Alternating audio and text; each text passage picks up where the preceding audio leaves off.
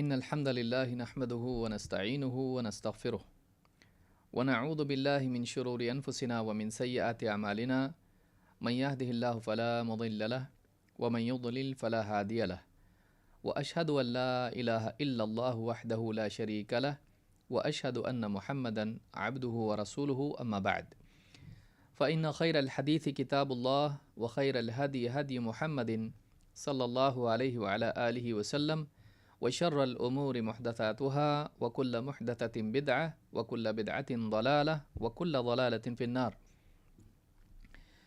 قال الله تبارك وتعالى وقل رب زدني علما وقال جل وعلا واتبع سبيل من أناب إلي. قابل احترام علماء کرام، میرے محترم دینی بھائیوں اور قابل احترام اور بہنوں، اللہ رب العالمین نے قرآن کریم میں خود رسول اکرم صلی اللہ علیہ وسلم کو علم کی زیادتی طلب کرنے کا حکم فرمایا۔ اس سے علم کی عظمت اور فضیلت معلوم ہوتی ہے۔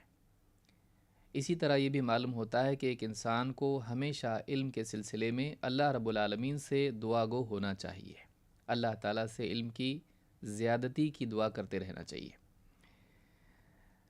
لیکن علم کے تعلق سے صرف شوق اور اس کی جستجو کافی نہیں۔ کوئی بھی آدمی علم کو ناپسند نہیں کرتا ہے۔ ہمیشہ سے انسان کی فطرت میں جہالت کا برا ہونا اور علم کا اچھا ہونا پیوست ہے۔ علم والوں کی عزت ہوتی ہے، جہالت کو برا سمجھا جاتا ہے، جاہل کو کمتر سمجھا جاتا ہے۔ یہ انسان کی فطرت میں اور سماج میں ہمیشہ سے یہ معمول رہا ہے۔ اس لیے ہر انسان علم کی طرف بڑھتا ہے اور علم کا شوق اس کے دل میں، اس کی عظمت اس کے دل میں ہوتی ہے۔ لیکن اس شوق کے لیے ضروری ہے کہ اس میں صحیح اصول اور ضوابط ہوں جن کی پیروی اور پابندی انسان کرے۔ یہ اصول ہم خود نہیں بنا سکتے ہیں۔ اس کے لیے ضروری ہے کہ ہم قرآن کریم اور رسول اکرم صلی اللہ علیہ وسلم کی سنت کا مطالعہ کریں اور صدیوں سے اہل علم جن اصولوں کا اہتمام اپنی زندگی میں کرتے آئے، ان کی روش کو، ان کے طریقے کو، ان کے منہج کو، ان کے اسوہ کو بھی ہم دیکھیں۔ سب سے پہلے صحابہ اور پھر ان کے بعد ان کے متبعین ہر دور میں رہے، جو صراط مستقیم پر چلتے ہوئے اللہ اور اس کے رسول صلی اللہ علیہ وسلم کی دی ہوئی تعلیمات، لائی ہوئی شریعت کی پیروی کرتے رہے اور اس علم کو حاصل کرتے رہے۔ لہٰذا یہ بھی ضروری ہے کہ ہم دین کے علم کے حصول کے لیے سلف کے راستے کو اپنائیں۔ اللہ تعالیٰ نے قرآن کریم میں خود فرمایا وَاتَّبِعْ سَبِيلَ مَنْ أَنَابَ إِلَيَّ، تو اس شخص کا راستہ اپنا جو میری طرف متوجہ ہوا، میری طرف بڑھا، میری طرف پلٹا، میری طرف اس نے واپس یعنی لوٹنے کا عمل کیا۔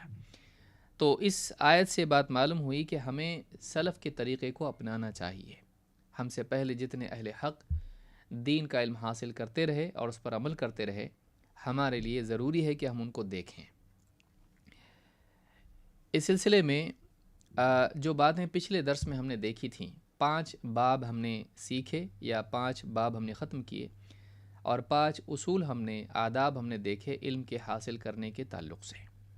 سب سے پہلی چیز یہ کہ طالب علم کے لیے ضروری ہے کہ وہ اپنی نیت کو خالص کرے، وہ اللہ کے لیے دین کا علم حاصل کرے، اپنی ذات کو لوگوں کے درمیان نمایاں کرنے کے لیے، دنیاوی مفاد کے لیے، شہرت اور عہدے اور اس طرح کی سستی چیزوں کے لیے علم حاصل نہ کرے۔ دوسری بات یہ کہ اس کے دل میں رسول اکرم صلی اللہ علیہ وسلم کی سنت اور سلف کے فہم اور ان کے منہج کی تعظیم ہو۔ اگر یہ نہ ہوگی تو آدمی قرآن پڑھ کے اپنے دل سے ایک نیا دین بنائے گا۔ وہ دین کی باتیں سنے گا لیکن بہت ساری باتوں کی تردید کرنے والا ہوگا۔ لہٰذا دین کے فہم کے لیے ضروری ہے کہ وہ اپنے سے پہلے جتنے لوگ گزرے ہیں ان لوگوں کے طرز عمل کو، ان کے تعامل کو، ان کے منہج کو دیکھے۔ نہ صرف یہ کہ دیکھے بلکہ اس کی زندگی میں، اس کے دل میں اس کے لیے تعظیم بھی ہو، وہ اس سے ہٹنے والوں میں سے نہ ہو۔ اگر یہ تعظیم ہوگی تبھی وہ آثار کو دیکھے گا، تبھی وہ سلف کے اقوال اور ان کے افعال کو دیکھے گا۔ اگر وہ نہیں دیکھے گا تو اپنے دل سے کچھ بھی مطلب لے کر گمراہ ہو سکتا ہے۔ لہٰذا اس کے دل میں سنت کی تعظیم ہو، قرآن کے صحیح فہم کے لیے اور قرآن کے احکام کی تطبیق کے لیے، اور اس کے دل میں سلف کی تعظیم ہو، ان کے تعامل کی تعظیم ہو، تاکہ قرآن و سنت کی تعلیمات کی عملی تطبیق کے لیے اور اختلاف کے وقت میں ان کے معانی کی تعیین کے لیے وہ سلف کی طرف رجوع کر سکے اور صحیح موقف پر باقی رہے۔ تیسری چیز طالب علم کے لیے ضروری ہے کہ وہ اپنے ظاہر اور اپنے باطن کو آلودگیوں سے، گندگی سے، نجاست سے، برائیوں سے پاک کرے، اپنے دل کو تقوی شعار بنائے، اللہ کا خوف اس کے دل میں ہو، دین پر چلنے کا جذبہ ہو، گناہوں سے وہ توبہ کرے، اپنے دل کو توبہ کے ذریعے سے گناہوں کے دھبوں سے پاک کرے۔ اسی طرح سے وہ عزم کرے آگے اس علم کی پیروی کا اور گناہوں سے بچنے کا، اس کا مقصود علم حاصل کرنے میں تقوی شعار زندگی ہو۔ اسی طرح سے وہ اپنے ظاہر کو بھی پاک رکھے، اپنے بدن کو، اپنے کپڑوں کو نجاست سے بچائے۔ اسی طرح سے اپنے آپ کو نظافت والا بنائے، نظافت کا اہتمام کرے، جیسے اچھا لباس پہننا، صاف ستھرے کپڑے پہننا، بدبو سے بچنا، عطر وغیرہ کا اہتمام کرنا، دینی مجالس میں لوگوں کے سامنے، لوگوں کی مجلس میں جب جائے تو پاکیزگی کا اہتمام کرے، تو اس کے ظاہر و باطن دونوں میں اس کا اہتمام ہو کہ وہ نجاست سے، آلودگی سے بچنے والا ہو اور طہارت اور نظافت کا اہتمام کرنے والا ہو۔ نمبر 4، خشوع اور خشیت کا اہتمام کرے، اس کے دل میں اللہ کا خوف ہو، اللہ سے ڈرنے والا ہو، دین کا علم حاصل کرنے میں اس کو وہ مذاق نہ بنائے، کھیل تماشا نہ بنائے، وہ ایسا نہ ہو کہ علم اس کے لیے بس ایک مشغلہ ہے، ہابی ہے، اس کی پسند ہے، بلکہ علم کی تعظیم ہو، اللہ اور اس کے رسول کی بات کی تعظیم اس کے دل میں ہو، علمی مجالس کی تعظیم اس کے دل میں ہو، وہ اللہ سے ڈرنے والا ہو، وہ علم سے، علم کی باتوں سے اثر لینے والا ہو، اللہ اور اس کے رسول کی بات کو سنی انسنی نہ کرے، بلکہ اس بات کو سن کر اپنے دل کو اس سے حرکت دے، اپنے ایمان کی ترقی اس کی مقصود ہو، اللہ کی رغبت والی باتوں پر رغبت اس کے دل میں پیدا ہو، خوف کی باتوں پر خوف دل میں پیدا ہو، اپنے دل کو، اپنے جذبات کو وہ قرآن و سنت کی تعلیمات کے تابع کرے۔ اگر دل میں اثر نہ ہو اور وہ بس معلومات کا حصہ بنتا چلا جائے تو ایسا دل بڑا خطرناک ہو جاتا ہے۔ یہود اس کی بدترین مثال ہیں، ان کے پاس معلومات تھی لیکن ثم قست قلوبکم من بعد ذلک، اللہ نے فرمایا اس کے بعد تمہارے دل معصیت کے سبب سخت ہو گئے۔ تو دلوں کی سختی کب پیدا ہوتی ہے؟ معصیت کی وجہ سے۔ لہٰذا مومن کو چاہیے، خصوصاً طالب علم کو چاہیے کہ اللہ اور اس کے رسول صلی اللہ علیہ وسلم کی بات کو صرف معلومات کے لیے نہ سنے، بلکہ اس سے سن کر اثر لے، اپنے ایمان کی، تقوی کی، خشیت کی، خوف کی، امید، رغبت، رجا، جتنی بھی اوصاف ہیں اس کے بالمقابل وہ صفات اپنے دل میں پیدا کرنے کی کوشش کرے۔ 5، علم نافع ہی میں اشتغال، یعنی طالب علم کو چاہیے کہ فضول علم میں مشغول نہ ہو، وہ اسی علم پر اپنی صلاحیتوں کو، اپنے اوقات کو، اپنی قوت کو صرف کرے جو علم دنیا اور آخرت میں اس کے لیے نجات اور کامیابی کا ذریعہ ہے۔ اس میں سب سے مقدم قرآن و سنت کا علم ہے۔ پھر وہ علم یا تو اس علم کے لیے ذریعہ ہیں، اس علم کے سمجھنے کے لیے ذریعہ ہیں جیسے عربی زبان، یا اس علم کی تطبیق کے لیے وہ مددگار ہیں جیسے حساب اور ہندسہ اور جغرافیہ، یا اسی طرح سے ستاروں کا علم، لیکن وہ ستاروں کا نہیں جو نجومی اپناتے ہیں، بلکہ سمت معلوم کرنے کے لیے، قبلہ معلوم کرنے کے لیے۔ تو اس طرح سے جو علوم ہیں کہ اللہ اور اس کے رسول کی بات کو سمجھنے کے لیے یا پھر اس پر عمل کرنے کے لیے جو علوم مددگار ہیں ان میں مشغول ہو۔ اس کے علاوہ جادو، جوا اور اسی طرح سے نجوم اور اس طرح کی فضول چیزیں جتنی بھی ہیں، ایسے علوم سے اپنے آپ کو دور رکھے، کیونکہ یہ علوم اس کے قلب کو، اس کے اوقات کو، اس کے دین کو، اس کی آخرت کو خراب کریں گے۔ آئیے آج آگے بڑھتے ہوئے ہم مزید کچھ باتیں اور اصول سیکھتے ہیں۔ چھٹا باب اس سلسلے میں یہ ہے، اور چھٹا اصول اور ادب یہ ہے کہ طالب علم اخذ علم میں مبادرت کرے۔ کیا مطلب ہے؟ طالب علم کو چاہیے کہ وہ علم کے حاصل کرنے میں دیری نہ کرے، اس کو ٹالتا نہ رہے، بلکہ جلد سے جلد اپنی زندگی میں علم کے حصول کے لیے شروعات کر دے۔ آدمی سوچے کہ آج نہیں کل، اگلے سال، رمضان بعد، ریٹائرڈ ہونے کے بعد، نکاح کے بعد، فلاں وقت کے بعد ایسا ہوگا تو کروں گا، تھوڑا وقت فری ملنے دو تب کروں گا، نہیں۔ آدمی زندگی میں کبھی اتنا فارغ نہیں ہوتا ہے کہ وہ سب چھوڑ کر ایک کام کرے، اس کو ایک ساتھ کئی کام زندگی میں کرنے پڑتے ہیں۔ لہٰذا اپنی زندگی میں جہاں بہت سارے وہ کام ایک ساتھ کر رہا ہے، اس میں اس چیز کو بھی شامل کریں، بلکہ مقدم رکھیں۔ بلکہ بہتر یہی ہے کہ زندگی کی شروعات میں ہم اپنی اولاد کو دین کا علم پہلے ہی مرحلے سے دینا شروع کر دیں۔ اس سلسلے میں حسن بصری رحمۃ اللہ علیہ کا قول قابل غور ہے۔ فرماتے ہیں التعلم فی الصغر کالنقش فی الحجر، التعلم فی الصغر کالنقش فی الحجر۔ الفقیہ والمتفقہ میں خطیب البغدادی نے حسن سند کے ساتھ اس کو روایت کیا ہے۔ فرماتے ہیں کہ کم عمری میں، گویا کہ بچپن ہی میں علم کا سیکھ لینا یہ ایسا ہوتا ہے جیسے پتھر میں نقش کر دیا گیا ہو۔ تو پتھر میں جیسے یعنی لوہے سے یا اس طرح سے بنا کے جو ہے اس میں نقش کر دیا جاتا ہے، تو اس طرح سے علم زندگی میں، دل میں، انسان کے ذہن میں پیوست ہو جاتا ہے جب وہ بچپن میں یا کم عمری میں حاصل کیا جاتا ہے۔ اس سے ایک بات والدین کے لیے معلوم ہوتی ہے کہ وہ بچوں کو علم دینے میں دیری نہ کریں۔ بہت سے والدین کیا کرتے ہیں، ابھی بچے کی پڑھائی کر رہا ہے، تھوڑا اس کے کلاسز، ایکسٹرا کلاسز ہیں، ابھی ایس ایس سی کا امتحان ہے، فلاں کلاس میں ہے، بہت پڑھائی کا لوڈ اس کے اوپر ہے، ہوتے ہوتے وہ 14-15 سال کا ہو جاتا ہے۔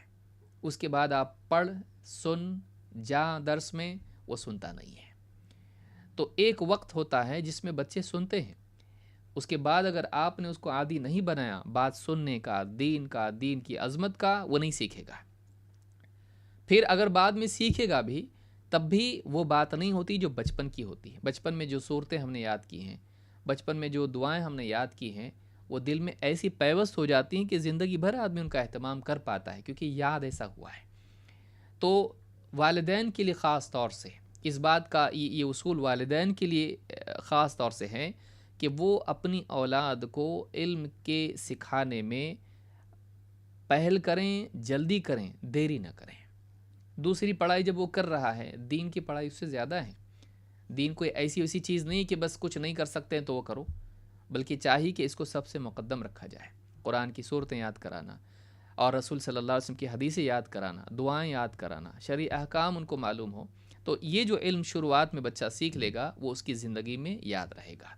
تو ایک تو بات یہ ہے کہ بچپن کا علم یہ ایسا ہوتا ہے جیسے پتھر پر نقش کر دیا گیا ہو، وہ ہٹتا نہیں، مٹایا نہیں جاتا ہے۔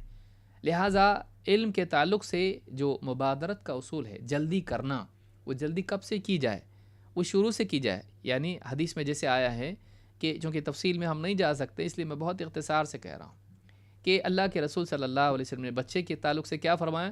بچہ جب 7 سال کا ہو اس کو نماز سکھاؤ۔ تو معلوم ہوا کہ 7 سال ہی میں ایسی صلاحیت بچے میں پیدا ہو جاتی ہے کہ وہ علم حاصل کر لے، علم سیکھنے کی صلاحیت اس میں آ جاتی ہے۔ بلکہ بہت ساری باتیں اس سے پہلے بھی وہ سیکھ لیتا ہے۔ جیسے آپ دیکھیں کہ اللہ کے نبی صلی اللہ علیہ وسلم نے حسن رضی اللہ تعالیٰ عنہ کو، جبکہ بہت چھوٹے تھے، انہیں دعائے قنوت سکھائی، بلکہ گود میں اٹھایا اور لعاب کھجور کھا رہے ہیں، صدقے کی کھجور اٹھا کے منہ میں ڈال لی، اس عمر میں ہیں۔ اللہ کے نبی صلی اللہ علیہ وسلم نے کندھے پر ڈال دیا تو آپ کو لعاب محسوس ہوا۔ جب آپ نے دیکھا تو منہ میں صدقے کی کھجور تھی، آپ نے کھجور نکال کے ڈال دی واپس سے اس ڈھیر میں جو جہاں صدقے کی کھجوریں رکھی گئی تھی۔ آپ نے اس بچے سے کہا کہ کیا تم جانتے نہیں ہم صدقہ نہیں کھاتے، ہمارے لیے صدقہ حلال نہیں ہے؟ آپ دیکھیے اتنا چھوٹا بچہ ہے جو چیزیں اٹھا کے منہ میں ڈال لیتا ہے، لیکن پیارے رسول صلی اللہ علیہ وسلم نے اس عمر میں بھی ایک شرعی حکم جو آپ کے اہل بیت کے لیے خاص تھا اس بچے کو سکھایا۔ ہم کیا کرتے ہیں؟ ٹالتے رہتے، ابھی تو بچہ ہے، وہ بچہ بڑا ہو جاتا ہے اور اس کے بعد پھر وہ سنتا نہیں ہے، وہ سیکھتا نہیں ہے، اس کا انٹرسٹ کسی اور چیز میں چلا جاتا ہے۔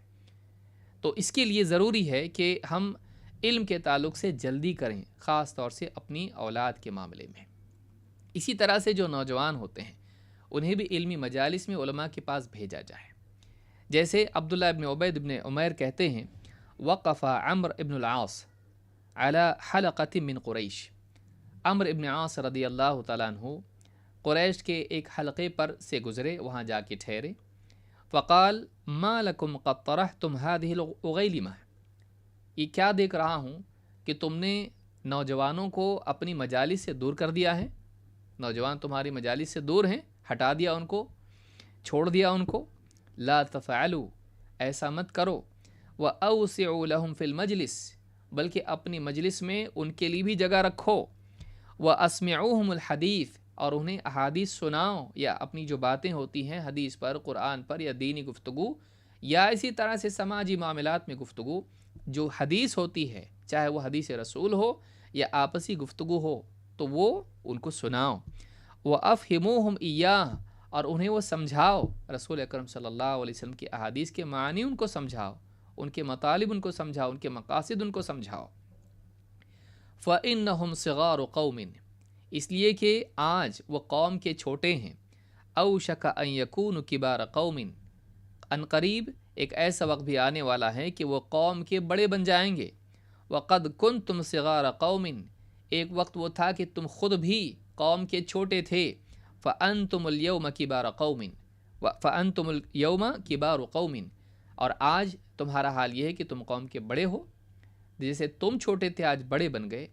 آج یہ جو نوجوان ہیں جن کے پاس تجربہ کم ہے، معلومات کم ہیں، ان لوگوں کو اپنے ساتھ رکھو، مجالس میں بٹھاؤ، وہ دیکھیں، اسلامی آداب سیکھیں، بڑوں کی گفتگو کو سنیں، قرآن و سنت کی باتوں کو سنیں، اسلامی آداب کو دیکھیں، ایک دوسرے کا احترام دیکھیں، زندگی کے مسائل کیا ہیں، بڑے چھوٹے معاملات کیا ہیں، ترجیحات کیا ہیں، وہ سنیں بڑوں کی باتوں کو. بڑوں کی باتوں کو جب سنیں گے، مجالس میں بیٹھیں گے، ان کے اندر بھی وہ اوصاف اور وہ معلومات اور وہ فہم، وہ ادراک پیدا ہوگا. کل تم دنیا سے چلے جاؤ گے، تمہارے بعد یہی تو لوگ ہیں، تم سے پہلے بھی کچھ لوگ تھے، وہ چلے گئے، آج تم ہو. کل تم چھوٹے تھے، آج تم بڑے ہو، سرداری تمہارے پاس ہے، سماج کے معاملات کی باغ ڈور تمہارے ہاتھ میں ہے. کل تم بھی چلے جاؤ گے، یہ لوگ تمہارے بعد تمہارے جانشین سماج میں بنیں گے. اگر آج تم نے ان کو تربیت نہیں دی تو پھر اس سماج کے ذمہ دار تو بنیں گے لیکن غلط فیصلے کریں گے. لہٰذا تم انہیں اپنی مجالس میں شریک کرو. تو اس سے بھی یہ شرف اصحاب الحدیث میں خطیب البغدادی نے اس کو روایت کیا ہے، روایت نمبر 129. اس سے معلوم ہوتا ہے کہ صحابہ اس بات کا اہتمام کرتے تھے کہ دینی مجالس میں وہ لوگوں کو، نوجوانوں کو خاص طور سے شریک کریں. آج ہمارے نوجوانوں کا حال کیا ہے دیکھیے، واٹس ایپ میں لگے ہوئے ہیں، پب جی اور نہ جانے کتنی خرافات میں، گیمز میں لگے ہوئے ہیں، موبائل ہاتھ میں ہے اور کھیل رہے ہیں. یا اسی طرح سے فلمیں، گانے بجانے، پارٹیز، اور بس بائک گھما رہے ہیں یہاں وہاں سے، ایک پہیے پر چلا رہے ہیں. کیا کر رہے ہیں یہ؟ قوم کہاں جا رہی ہے، سماج کہاں جا رہا ہے، دنیا کہاں جا رہی ہے، حالات کتنے تغیر اور تبدل سے متاثر ہو رہے ہیں. تو اس تعلق سے ان کی سوچ کیا ہے؟ اور اگر وہ سوچ ہوتی بھی ہے، انٹرنیٹ کے ذریعے سے ایک دم بالکل یعنی شدت پسندی ان کے اندر آ جاتی ہے. ان کو واقعی صحیح تجربہ نہ ہونے کی وجہ سے، برداشت نہ ہونے کی وجہ سے، سوجھ بوجھ نہ ہونے کی وجہ سے اگر وہ دین کے معاملات میں گفتگو اور عمل کرتے ہیں، وہ بھی شدت پسندی پر مبنی ہوتا ہے. وہ بڑوں کے ساتھ بیٹھیں، دیکھیں معاملات کیسے حل کیے جاتے ہیں، گھریلو معاملات، سماجی معاملات، مساجد کے معاملات، یہ سارے معاملات دیکھیں، قوموں کے باہم جو معاملات ہوتے ہیں ان کو دیکھیں. تو یہ ایک بات معلوم ہوتی ہے کہ علم کے تعلق سے مبادرت ہونا چاہیے، جلدی ہونا چاہیے. نوجوانوں کو چھوڑا نہ جائے کہ بوڑھے بنیں گے دین سیکھیں گے، نہیں، ان کو دینی مجالس میں شریک کیا جائے، بٹھایا جائے. اسی طرح سے ایک آدمی سماج کا بڑا مقام پائے، اس سے پہلے اس کے پاس جتنا علم ضروری ہے وہ ہو جانا چاہیے، آ جانا چاہیے. احنف ابن قیس رحمہ اللہ فرماتے ہیں، قال عمر تفقہوا قبل ان تسودوا، تفقہوا قبل ان تسودوا.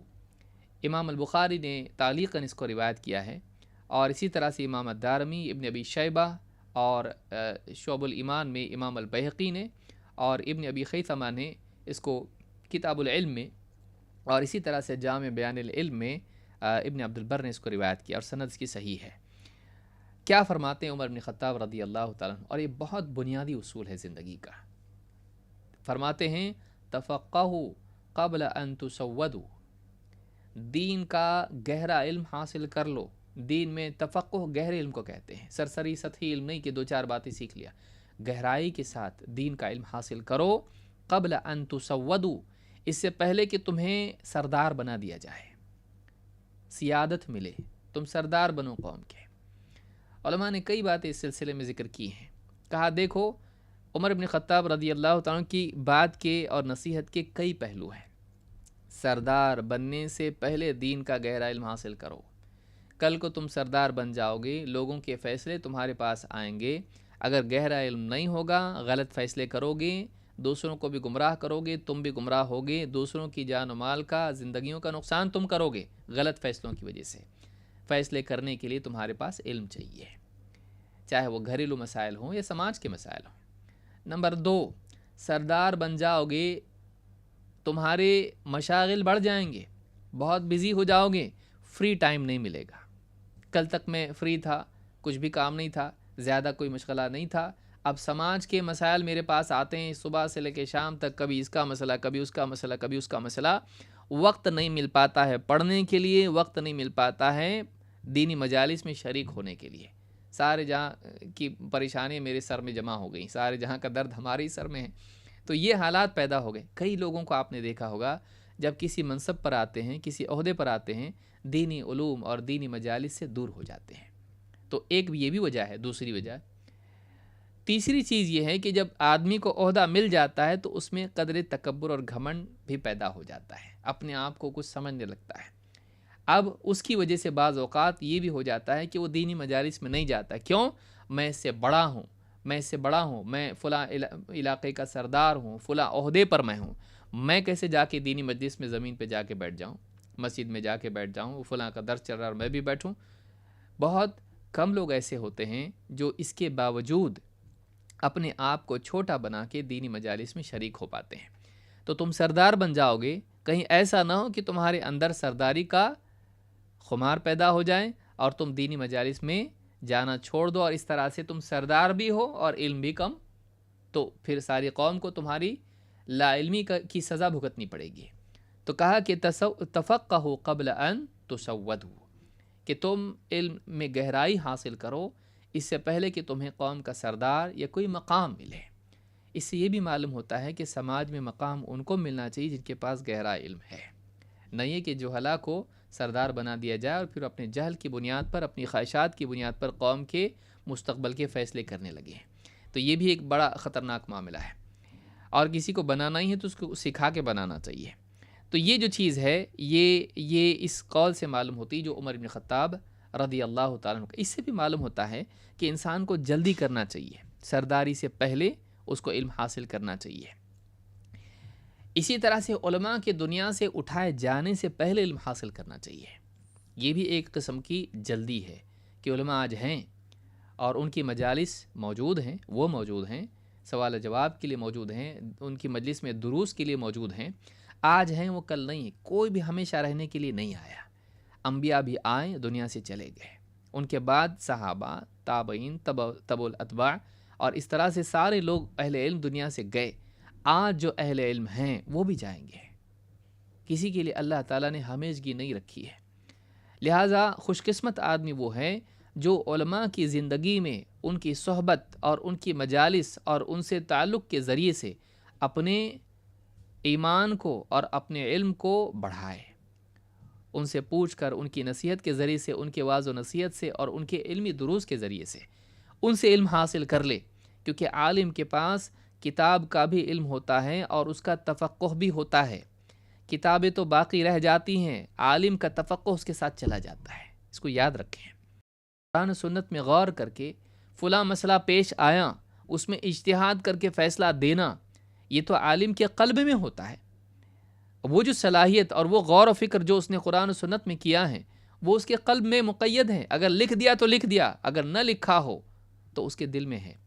تو اب علماء کئی دنیا سے چلے جاتے ہیں، بعد میں مسائل پیش آتے ہیں اور افسوس قوم کرتی رہتی ہے کہ کاش وہ ہوتے، آج تو ان مسائل کے لیے کچھ بولتے اور ہمارے لیے رہنمائی ملتی ہے۔ بڑے بڑے علماء دنیا سے چلے جاتے ہیں، اور امت کا المیہ یہ ہے کہ قدر جانے کے بعد آتی ہے، بلکہ انسان کا المیہ ہی ہے، چھوٹی چھوٹی چیز ہو یا بڑی سے بڑی چیز بھی ہو، جب تک پاس موجود ہوتی ہے انسان کو اس کی قدر نہیں ہوتی ہے۔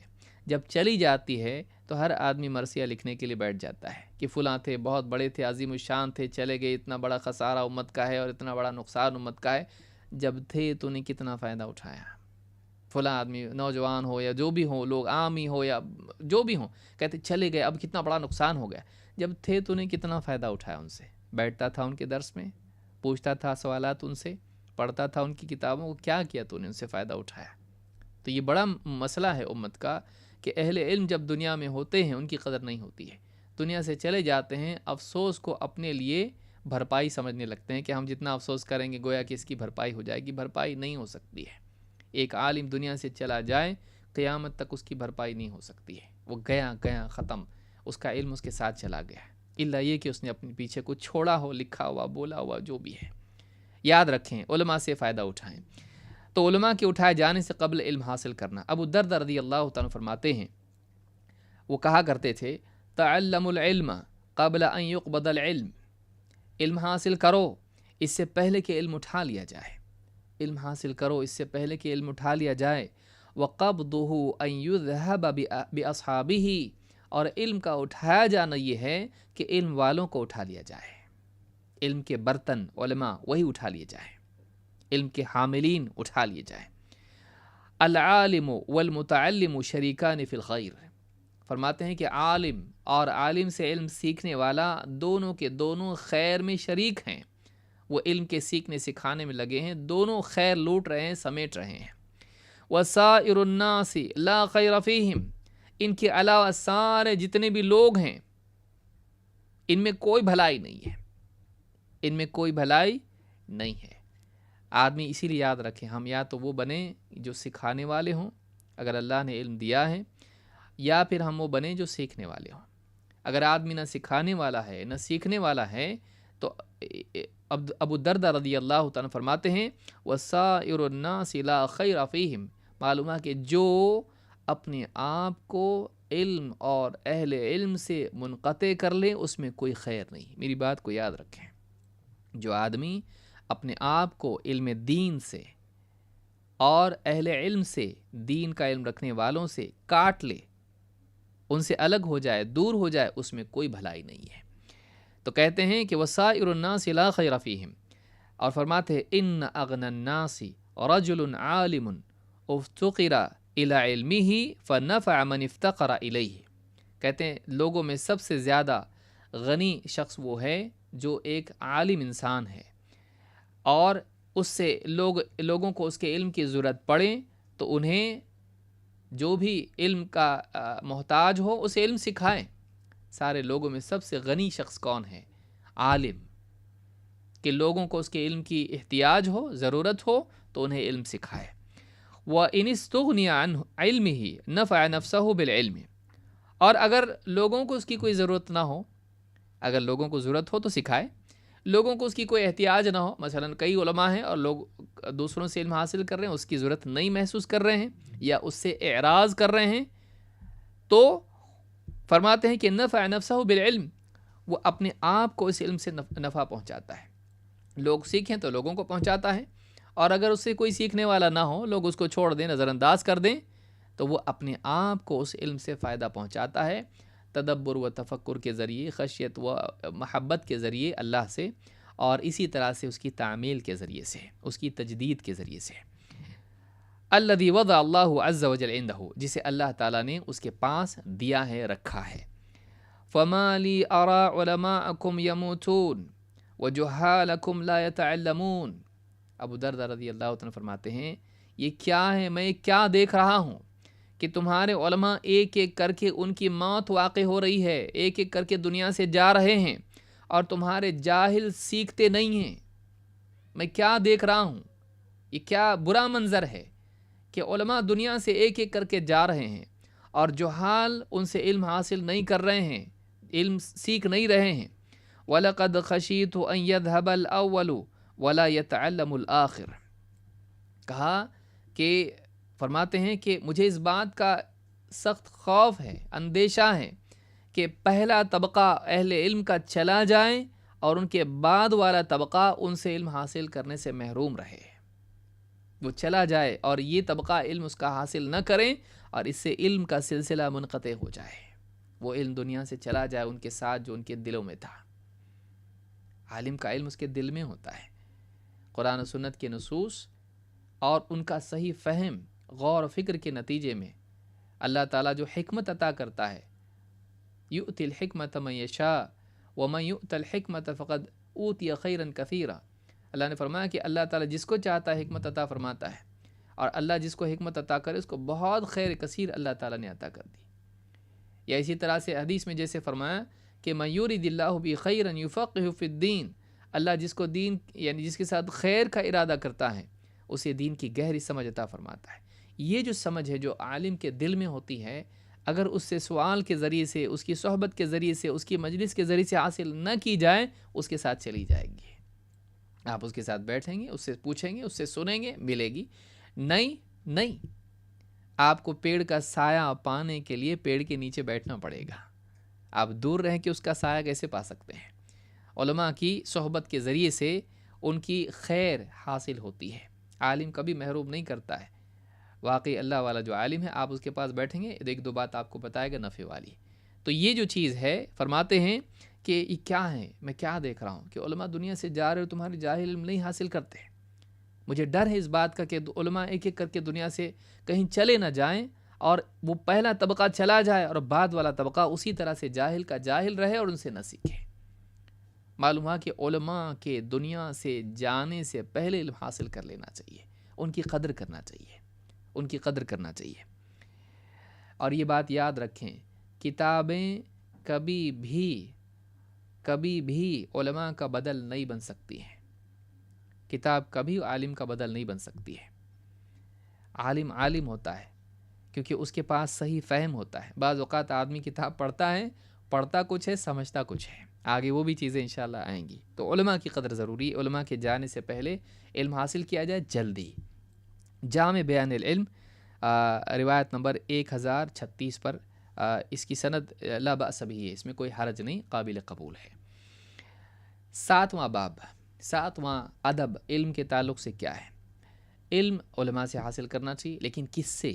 7واں ادب اور اصول طالب علم کے لیے یہ ہے جس کا اہتمام اس دور میں خاص طور سے اس کو کرنا چاہیے، وہ یہ کہ قابل اعتماد ذرائع ہی سے علم حاصل کرنا، معتبر لوگوں ہی سے علم حاصل کرنا، معتبر لوگوں کی کتابیں پڑھنا، قابل اعتماد علماء اور قابل اعتماد وسائل اور ذرائع اور کتب سے ہی علم حاصل کرنا۔ کسی سے بھی علم حاصل کرنا یہ سلف کا طریقہ نہیں تھا، اور یہ صحیح بھی نہیں ہے۔ اس تعلق سے ابن سیرین رحمۃ اللہ علیہ کا ایک قول ہے جو ایک اصول کے طور پر ہمیشہ سے سلف خاص طور سے حدیث کے باب میں اور عمومی طور پر سارے دینی علوم کے باب میں ذکر کرتے آئے ہیں۔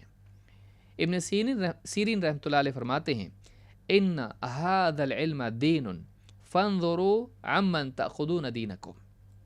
امام الترمذی نے ابن رجب نے اس کو شرح الترمذی میں ذکر کیا ہے، اور بھی دوسری کتابوں میں یہ روایت موجود ہے۔ صفحہ جلد نمبر 1 صفحہ نمبر 361 پر کہتے ہیں، ابن سیرین رحمۃ اللہ علیہ فرماتے ہیں کہ یہ علم دین ہے۔ اچھی طرح اس بات کو جان لو کہ جو علم ہے وہ دین ہے۔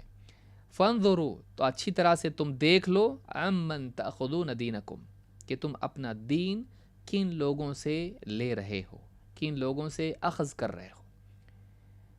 اس سے معلوم ہوتا ہے کہ دین کا علم قابل اعتماد لوگوں سے لیا جاتا ہے، وہ لوگ جن کی علماء نے توثیق کی ہو، جو قرآن و سنت کے علم کے حاملین ہوں، جو سلف کے منہج پر چلنے والے ہوں، جو تقوی شعار لوگ ہوں، جن کی باتوں میں تثبت ہو، جن کی بات میں احتیاط ہو، دلائل کی پابندی ہو، جو خواہشات کی بنیاد پر رائے والے نہ ہوں، بلکہ وہ ہوں جو قرآن و سنت کا علم لوگوں میں تقسیم کرتے ہوں اور سلف کے منہج کے مطابق سمجھتے اور سمجھاتے ہوں۔ اگر ایسا نہیں ہے تو آدمی گمراہ ہو جائے گا، خصوصاً اس دور میں جس میں بولنے والے بڑھ گئے ہیں۔ انٹرنیٹ پر یہاں وہاں آدمی دیکھے، ہر آدمی بول رہا ہے، اور اس کو نقل کرنا بہت آسان ہو گیا ہے۔ منٹوں میں ایک بات پوری دنیا میں پھیل جاتی ہے، وائرل ہو جاتی ہے، اور آج پیمانہ یہ ہو گیا ہے کہ اگر کسی بات سے دل پر اثر ہوتا ہے، کوئی بات اچھی لگتی ہے، تو شاید وہ صحیح بھی ہوگی۔ یہ کوئی پیمانہ نہیں ہے۔ بعض اوقات ایک غلط بات کا بھی دل پر اثر ہوتا ہے، بعض اوقات ایک غلط بات بھی صحیح دکھائی دیتی ہے۔ تو اب ایک انسان جس کے پاس تمیز نہ ہو صحیح اور غلط کی، بہت ممکن ہے کہ شیطان اس کو وہ بات خوشنما کر کے دکھائے اور وہ اس غلط بات کو صحیح سمجھ کے اس پر عمل کرنے لگے۔ کیوں؟ آدم علیہ السلام جنت میں ہیں، اللہ رب العالمین نے کہا کہ اس پیڑ کے قریب مت جاؤ ورنہ ظالموں میں سے ہو جاؤ گے، وَلَا تَقْرَبَا هَٰذِهِ الشَّجَرَةَ فَتَكُونَ مِنَ الظَّالِمِينَ۔ شیطان آ کے کیا کہا؟ فَقَاسَمَهُمَا إِنِّي لَكُمَا لَمِنَ النَّاصِحِينَ، قسمیں کھا کھا کے کہ میں بھلا چاہتا ہوں تمہارا، اور یہ جو پیڑ ہے یہ کیا ہے؟ اس کا پھل کھاؤ گے کیا ہو جاؤ گے؟ تم فرشتے بن جاؤ گے، ہمیشگی کی بادشاہت تم کو مل جائے گی، اور بھی باتیں کہی۔ اب دیکھیے آدم علیہ السلام نے اس کی بات قبول کر کے پھل کھا لیا، اور بیوی نے بھی کھایا۔ تو ایسا ہو سکتا ہے، وہاں ہو سکتا ہے، یہاں کیوں نہیں ہو سکتا ہے؟ تو انسان اور جنات دونوں میں شیاطین ہوتے ہیں جو لوگوں کو باطل خوشنما کر کے دکھاتے ہیں، اور ایک آدمی دھوکے میں آ کر اس کی بات کی صلاحیت سے اور اس کی دنیاوی اعتبار سے کسی ڈگری سے یا اس کے فالوورز کو دیکھ کر، اس کے لائکس دیکھ کر اس کی بات سننے لگ جاتا ہے، دھوکہ کھاتا ہے۔ یہ کوئی پیمانہ نہیں ہوا کہ مجھے یہ بات بہت اچھی لگی، میرے دل پر بہت اثر ہوا اس لیے میں اس کی بات صحیح سمجھتا ہوں۔ اثر ہونا حقانیت کی دلیل نہیں ہے۔ ایک آدمی اگر شیعہ کی مجلس میں جا کے بیٹھ جائے محرم میں، وہ بھی رونے لگے گا ان کے ساتھ میں۔ بلکہ بعض لوگ فلموں میں جاتے ہیں اور فلمیں دیکھ کر رونے لگتے ہیں، جبکہ معلوم ہے جھوٹ ہے۔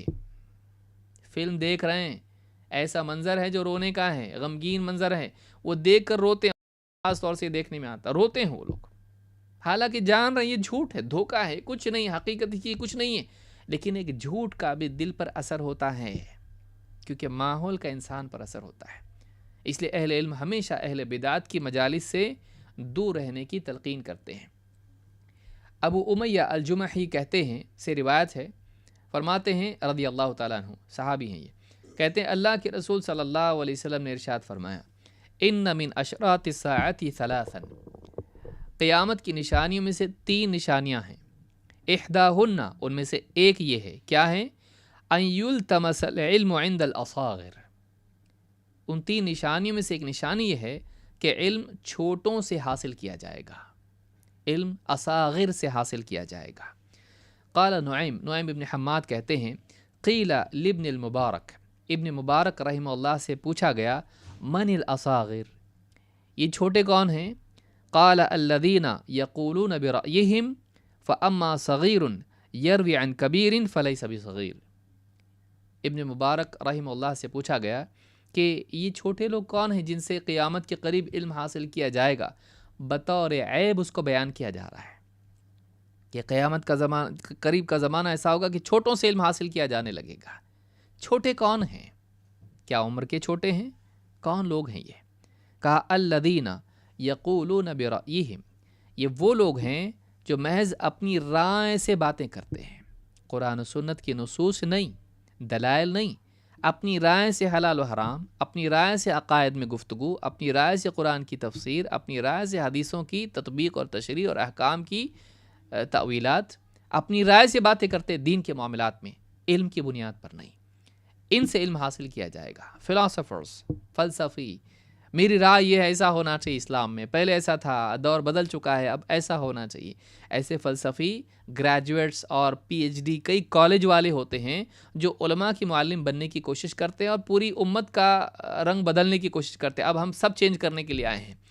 اس طرح سے جو تجدد کا خود شکار ہوتے ہیں، مجدد بننے کی کوشش کرتے ہیں اور پوری امت کے نظام کو بدلنا چاہتے ہیں، دین کے پورے معاملات کو بدلنا چاہتے ہیں، اصول و فروع سب کو بدلنا چاہتے ہیں، ایسوں کی بات بعض اوقات اچھی لگتی ہے ان لوگوں کو جن کے پاس دین کا علم نہیں ہوتا ہے۔ کیا زبردست بات بول دی! کیوں؟ یہ زبردست کیوں ہے؟ اس لیے کہ اس سے پہلے کسی نے ایسا نہیں کہا تھا۔ بعض لوگوں کو یہ بھی بیماری ہوتی ہے کہ نئی بات کرنے والے کے پیچھے دوڑتے ہیں، یہ ایسی بات کرتا ہے جو کوئی نہیں کرتا ہے، یہ ایسے نکتے چھیڑتا ہے، جو ایسی غزلیں سناتا ہے جو کوئی نہیں بات کرتا ہے اس کے اوپر، یہ نئی نئی باتیں لے کر آتا ہے۔ تو بعض لوگوں کا شوق ہوتا ہے نئی بات، تو یہ بھی ایک بیماری ہے۔ بعض لوگ دیکھتے ہیں کہ یہ ہر ایک کی غلطیاں بتاتا ہے، اس کے پیچھے جاؤ، حالانکہ وہ عدل پر مبنی ہے، تحقیق پر مبنی ہے یا نہیں ہے، کچھ نہیں دیکھا۔ تو پسند آ جانا حقانیت کی دلیل نہیں ہے۔ تو کہا کہ وہ لوگ جو اپنی رائے سے دین میں گفتگو کرتے ہیں، یہ چھوٹے لوگ ہیں اور قیامت کے قریب ان لوگوں سے علم حاصل کیا جائے گا. لوگ ایسا کریں گے جو کہ غلط ہوگا. اور کہا کہ فَأَمَّا صَغِيرٌ يَرْوِي عَنْ كَبِيرٍ فَلَيْسَ بِصَغِيرٍ. ہاں، جو چھوٹا اپنے بڑوں سے علم حاصل کرے، طالب علم ہے، علماء سے علم حاصل کر رہا ہے، اس کو چھوٹا نہیں کہا جائے گا. یہ وہ چھوٹا نہیں جس کا حدیث میں ذکر آیا ہے. پھر وہی چھوٹا جا کے دوسروں کے سامنے اس بات کو نقل کریں، روایت کریں، کوئی حرج نہیں. کیوں؟ اس لیے کہ اس نے عقل سے نہیں نکالا. اس نے وہ علم کیا کیا؟ وہ علم اپنے بڑوں سے حاصل کیا ہے، اپنے اوپر جو علم والے تھے ان سے لیا ہے. تو یہ جامع بیان العلم میں ابن عبد البر نے روایت کیا ہے، روایت نمبر 1052، اور روایت حدیث جو ہے یہ روایت حسن درجے کی ہے. ابن مبارک رحمۃ اللہ علیہ کا اس تعلق سے کہ یہ جو بات کہی ہے، کوئی آدمی کہ چھوٹے کی تشریح یہ کیسے کہ وہ اہل رائے ہیں، دین میں اپنی رائے سے بولتے ہیں. آپ دیکھیے قرآن کریم میں اللہ رب العالمین نے ابلیس سے جب خطاب کیا تو اس سے کیا کہا اور اس کا معاملہ کیا تھا. ابلیس کو جب اللہ تعالیٰ نے فرشتوں کے ساتھ، اس کو بھی وہ بھی حکم کا مخاطب تھا، کہا کہ سجدہ کرو. وَإِذْ قُلْنَا لِلْمَلَائِكَةِ اسْجُدُوا لِآدَمَ فَسَجَدُوا إِلَّا إِبْلِيسَ. تو سارے فرشتے سجدے میں گر گئے آدم علیہ السلام کے لیے، لیکن ابلیس نے انکار کیا. کیا کہا؟ انا خیر منہ، میں اس سے بہتر ہوں. خلقتنی من نار وخلقتہ من طین، تو نے مجھ کو آگ سے پیدا کیا، اس کو مٹی سے پیدا کیا. گویا کہ میں آگ کی مخلوق ہوں، افضل ہوں مٹی والی مخلوق سے. اپنی عقل چلائی اللہ کے حکم کے مقابلے میں، اپنی رائے کو ترجیح دی اللہ کی طرف سے آئی ہوئی نص اور اللہ کے امر کے مقابلے میں. تو یہ اہل رائے میں سے ہوا، وہ لوگ جو اللہ کے حکم کے مقابلے میں رائے چلاتے ہیں، اپنی رائے کو پریفرنس دیتے ہیں، ترجیح دیتے ہیں. اللہ تعالیٰ نے کیا فرمایا؟ ابلیس سے خطاب کرتے ہوئے کیا کہا؟ قال فاہبط منہا فما یکون لک ان تتکبر فیہا. اتر جا یہاں سے، چلا جا نیچے یہاں سے. فاہبط منہا یعنی جنت سے تو نیچے چلا جا، باہر نکل، نیچے جا. فما یکون لک ان تتکبر فیہا، تیرے لیے ہرگز گنجائش نہیں ہے کہ تو آسمانوں میں یا جنت میں رہ کر تو یہاں گھمنڈ کرے. تیرے لیے گنجائش نہیں کہ تو یہاں رہ کے گھمنڈ کرے. فخرج انک من الصاغرین، نکل جا یہاں سے، چاہے وہ آسمانوں سے ہو یا جنت سے ہو، نکل جا. فخرج انک من الصاغرین، تو چھوٹوں میں سے ہے. اللہ نے اس کو کیا قرار دیا؟ چھوٹا. صاغرین ذلیل، ذلت والا. ذلت کس میں ہے؟ نصوص کو چھوڑ کر اپنی عقل اور رائے کی پیروی کرنا، یہ ذلت ہے. یہ من و سلوہ چھوڑ کر زمین کی اگنے والی چیزیں یہ پانا ہے. فضربت علیہم الذلہ، اللہ نے ذلت ڈال دی ان کے اوپر. تو اللہ کی طرف سے آئے ہوئے علم کی بجائے ایک انسان عقل، سماج، فلسفیانہ باتیں اور اس طرح کی چیزوں کو جب ترجیح دیتا ہے، اس کے لیے ذلت آتی ہے، وہ چھوٹا بن جاتا ہے. تو حدیث میں جو آیا ہے کہ قیامت کے قریب معاملہ الٹا ہو جائے گا. شروع دور میں تو وہ تھا کہ جو دلائل والے ہوتے ہیں ان سے علم لیا جاتا، لیکن بعد کا دور ایسا ہوگا کہ دلیل والے دقیانوسی بن جائیں گے. یہ قرآن حدیث، یہ دلیل، فلاں روایت، فلاں آیت. کیا مصیبت ہے! تھوڑا عقل والی بات ہونا چاہیے. اس کے اندر کیا حکمت ہے، اس کے اندر کیا وزڈم ہے، اس کی باریکیاں، اس کے اپنی طرف سے تفسیر، اپنی طرف سے حدیث کی تشریح، اسلامی احکام کی اپنی طرف سے کچھ باتیں. ایسے لوگ سماج میں پنپیں گے کیونکہ لوگوں کا مزاج ویسا بن جائے گا. ایسے لوگوں سے علم لیا جائے گا جو عجائبات بیان کرتے لوگوں کے سامنے اپنی عقل سے. تو یہ قیامت کے قریب ہوگا. یہ برائی ہے، یہ اچھی چیز نہیں ہے. موسیٰ ابن ایوب النصیبی کہتے ہیں، قال ابن المبارک الاصاغر من اہل البدع. اصاغر کون ہیں؟ ابن مبارک رحمۃ اللہ علیہ فرماتے ہیں اصاغر اہل بدعات میں سے ہوتے ہیں. چھوٹے کون ہیں؟ ذلت والے کون ہیں؟ یہ وہ لوگ ہیں جو اہل بدعات ہیں. اس کو شرح اصول اعتقاد اہل سنہ والجماعہ میں امام اللالکائی نے روایت کیا ہے، روایت نمبر 102. اس سے معلوم یہ ہوتا ہے کہ ابن مبارک رحمۃ اللہ علیہ کے نزدیک اصاغر کون تھے؟ وہ لوگ جو اہل بدعت ہیں، وہ لوگ جو اہل الرائے ہیں، یعنی وہ رائے جس کی کوئی بنیاد کتاب و سنت پر نہ ہو. دیکھیے اجتہاد ایک الگ چیز ہے. قرآن و سنت میں غور و فکر کر کے آنے والے نئے مسائل کے لیے اجتہاد کرنا، یہ خود نبی صلی اللہ علیہ وسلم نے بھی کیا، صحابہ نے بھی کیا، اور بعد والوں نے بھی کیا، اور قیامت تک اس کا دروازہ کھلا ہے کہ نئے مسائل کے لیے نصوص میں غور کر کے اجتہاد کرنا، لیکن مجرد عقل کی بنیاد پر دینی مسائل کو توڑ مروڑ کے پیش کرنا اور اپنی عقل کو، اپنی رائے کو حکم اور حاکم بنانا دلائل کے اوپر، یہ چیز مذموم ہے، یہ چیز بری ہے۔ ایسے لوگوں سے دور رہنا چاہیے، ایسے لوگوں سے دور رہنا چاہیے، ان سے علم حاصل نہیں کرنا چاہیے۔ تو اہل بدعات سے علم حاصل نہیں کیا جاتا، چاہے وہ بدعات عقائد کی ہوں، چاہے وہ عبادات کی ہوں، یا کسی بھی اعتبار سے ہو، ایسے لوگوں سے علم حاصل نہیں کرنا چاہیے۔ تو پھر علم کس سے لینا چاہیے؟ علم اہل سنت سے لینا چاہیے، جو سنت کے علم کے حاملین ہوں، قرآن و سنت کا علم رکھتے ہوں، اور اسی علم کی تعمیل کرتے ہوں اور اسی علم کی تعلیم دیتے ہوں۔ ان سے علم، اہل حق سے علم حاصل کرنا چاہیے۔ بہت سے لوگوں کو ایسی باتیں بری لگتی ہیں، وہ کہتے ہیں آپ روک رہے ہیں ہم کو لوگوں سے سننے کو۔ بعض لوگ کیا کہتے ہیں، ہم سب کی سنتے ہیں اور اس میں سے پھر چن کے الگ کرتے ہیں، صحیح اور غلط کو صحیح صحیح لیتے ہیں اور غلط غلط چھوڑ دیتے ہیں۔ کیا یہ ممکن ہے؟ کوئی آدمی ایسا کہتا ہے میں اچھا برا سب کھا لیتا ہوں اور میرا پیٹ اتنا مضبوط ہے کہ اچھی اچھی چیزیں رکھتا ہے اور بری بری چیزیں نکال کے پھینک دیتا ہے، میں کبھی بیمار نہیں پڑوں گا انشاءاللہ۔ کوئی کہتا ہے ایسا؟ اپنے بچوں کو ایسا کہتا ہے؟ پیٹ میں جانے کے بعد اچھی اور بری چیزیں کسی کی الگ ہوتی ہیں؟ نہیں، بلکہ زیادہ تر بری چیزوں کا نقصان پیٹ کو ہوتا ہے۔ جب پیٹ کے بارے میں آپ اتنے حساس ہیں کہ آپ کوئی غلط چیز نہیں کھاتے، بچتے ہیں اس سے کھانے میں، پرہیز کرتے ہیں، تو آپ اپنے دل کے بارے میں کتنے حساس ہونے چاہیے۔ دل کا معاملہ ایمان سے جڑا ہوا ہے، پیٹ کا معاملہ جسمانی صحت سے جڑا ہوا ہے، زیادہ سے زیادہ مر جائے گا، بیمار ہو جائے گا۔ لیکن اگر دل میں غلط باتیں چلی گئیں، آپ کا ایمان خراب ہو سکتا ہے، آپ کا عقیدہ خراب ہو سکتا ہے، آپ کے اصول بگڑ سکتے ہیں، آپ کا منہج بگڑ سکتا ہے۔ تو آپ پیٹ کے بارے میں تو حساس ہیں، آپ اپنے دل کے بارے میں حساس نہیں ہیں، لہٰذا یہ نہیں کرنا چاہیے، بلکہ قابل اعتماد لوگوں سے ہی علم حاصل کرنا چاہیے۔ بعض سلف کے سامنے کچھ اہل بدعت گئے، غالباً سفیان ثوری یا حسن بصری رحمۃ اللہ علیہ، کہا کہ ایک بات سنیے، کہا آدھی بات بھی نہیں اور کان میں انگلیاں ڈال لی ہیں، ایک نہیں آدھی بات بھی نہیں۔ تو یہ جو طریقہ ہے، بعض اوقات لوگوں کو لگتا ہے بہت تنگ نظری ہے، نہیں ہے۔ آپ اپنے بچوں کو کہتے برے لڑکوں کے ساتھ مت کھیلو، کیوں؟ یا آپ یہ کبھی نہیں کہتے یہ اس کے ساتھ رہے گا تو وہ سدھر جائے گا، آپ ڈرتے ہیں کہ اس کی وجہ سے ہمارا بچہ بگڑ جائے گا۔ وہاں آپ کبھی نہیں سوچتے کہ خطرہ مول لو، جاؤ سب بگڑے ہوئے بچوں کے ساتھ کھیلتے رہو اور تم ان کو دین سکھاؤ، کبھی آپ ایسا کرتے نہیں۔ کیوں؟ انسان کی فطرت ہے کہ پہاڑ پہ اونچی چوٹی پر جانا مشقت والا عمل ہوتا ہے، چوٹی سے نیچے گرنا لڑکنا بہت آسان ہوتا ہے، زوال بہت آسان ہوتا ہے، ترقی بڑی مشکل ہوتی ہے۔ ایمان کی ترقی مشکل ہے، ایمان کا زوال آسان ہے، اس لیے کہ بہت سارے عوامل انسان پر کام کر رہے ہوتے ہیں، لہٰذا انسان کا خواہشات کی طرف مائل ہونا آسان ہے، تقویٰ کی طرف اور مجاہدے کی طرف اور حق کی طرف مائل ہونا ذرا مشکل ہوتا ہے۔ اس کے لیے مجاہدہ کرنا پڑتا ہے، اس لیے اللہ نے کیا فرمایا، وَالَّذِينَ جَاهَدُوا فِينَا لَنَهْدِيَنَّهُمْ سُبُلَنَا۔ زندگی بھر یہ مجاہدہ چلتا رہتا ہے، قَدْ أَفْلَحَ مَنْ زَكَّاهَا، یہ ساری چیزیں ہیں۔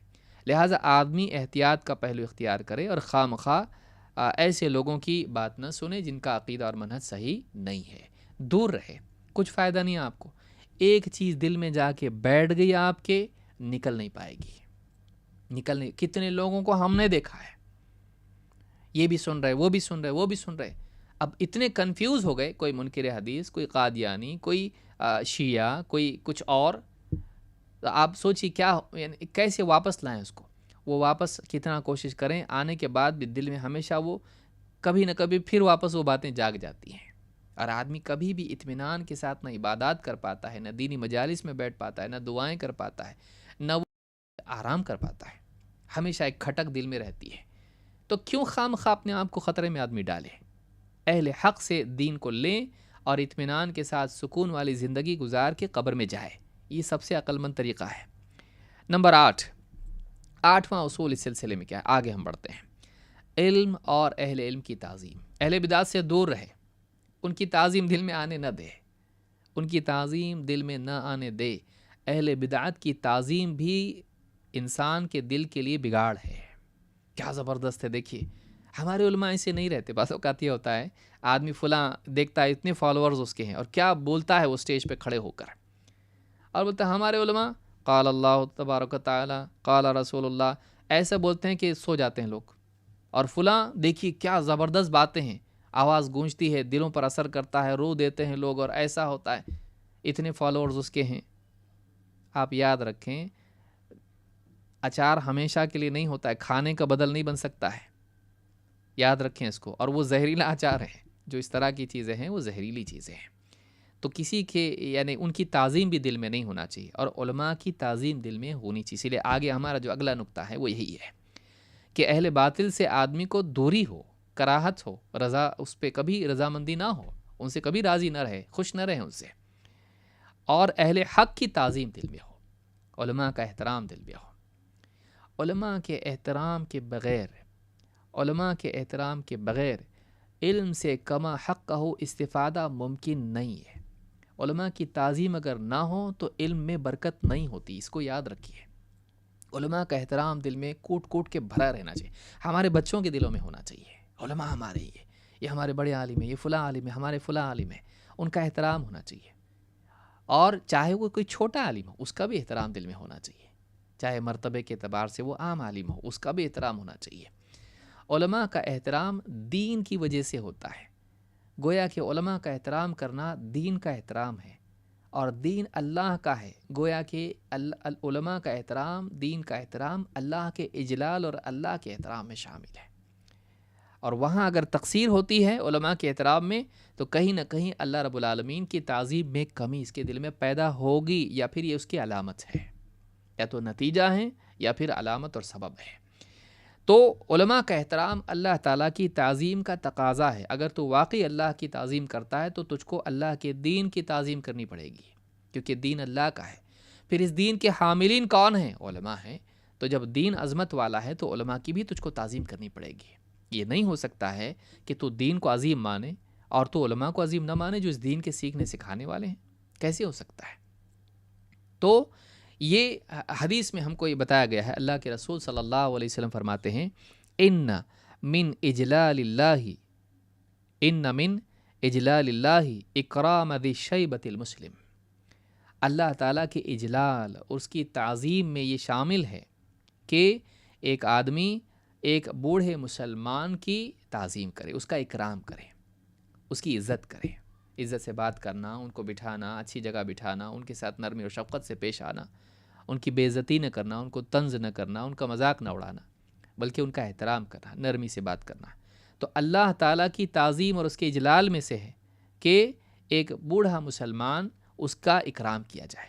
2 وحامل القرآن غیر الغالی فیہ والجافی عنہ، اور اس حامل قرآن کی تعظیم کی جائے جو نہ قرآن کے معاملے میں غلو کرتا ہے اور نہ جفا کا شکار ہوتا ہے، نہ حدیں پار کرتا ہے، نہ پھر کوتاہی کرتا ہے، نہ اس کے اندر بدعات کا شکار ہوتا ہے، نہ اس کے سلسلے میں نقص اور کوتاہی کا شکار ہوتا ہے.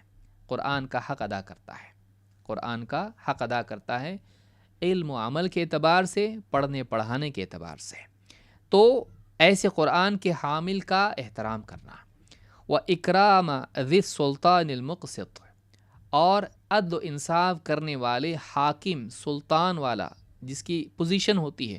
ضروری نہیں کہ مسلمانوں کا بادشاہی ہو، کہ جو بھی ذو سلطان ہو، اتھارٹی والا ہو، قاضی ہے یا اسی طرح سے گورنر ہے، جس کے پاس اتھارٹی ہے، پاور ہے، پولیٹیکل پاور ہے، یا جو مسلمانوں کا حاکم ہے، اس کا اکرام کرنا. کیسا حاکم؟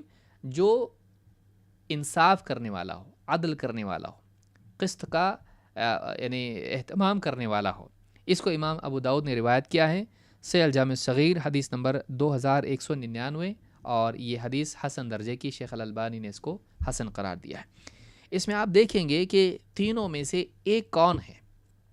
ایسا قرآن کا حامل، قرآن کا حافظ، قرآن کے علم کا حامل، چاہے وہ الفاظ کا علم ہو، معانی کا علم ہو، تفسیر کا علم ہو، تجوید وغیرہ جو بھی علوم قرآن کے ہیں، تو قرآن کے علم کا حامل ہو، اور جو اس میں غلو نہ کرتا ہو، اس میں غلو نہ کرتا ہو، حد پار نہ کرتا ہو. قرآن کو گانے کی طرح پڑھنے والا نہیں، قرآن کے سلسلے میں اپنی عقل سے کچھ بھی بولنے والا نہیں، اس میں غلو نہ کرتا ہو اور نہ جفا کا شکار ہوتا ہو۔ قرآن یاد تو کیا، پڑھنے کا اہتمام نہیں کرتا ہے، پڑھاتا نہیں ہے، سکھاتا نہیں ہے اور قرآن پر عمل نہیں کرتا ہے، تو ایسا نہیں، بلکہ وہ جو علم و عمل کے اعتبار سے، تعلیم و تعلم کے اعتبار سے قرآن کا حامل اور اس پر عامل ہے، تو ایسے انسان کا اکرام کرنا اللہ تعالیٰ کی تعظیم میں شامل ہے۔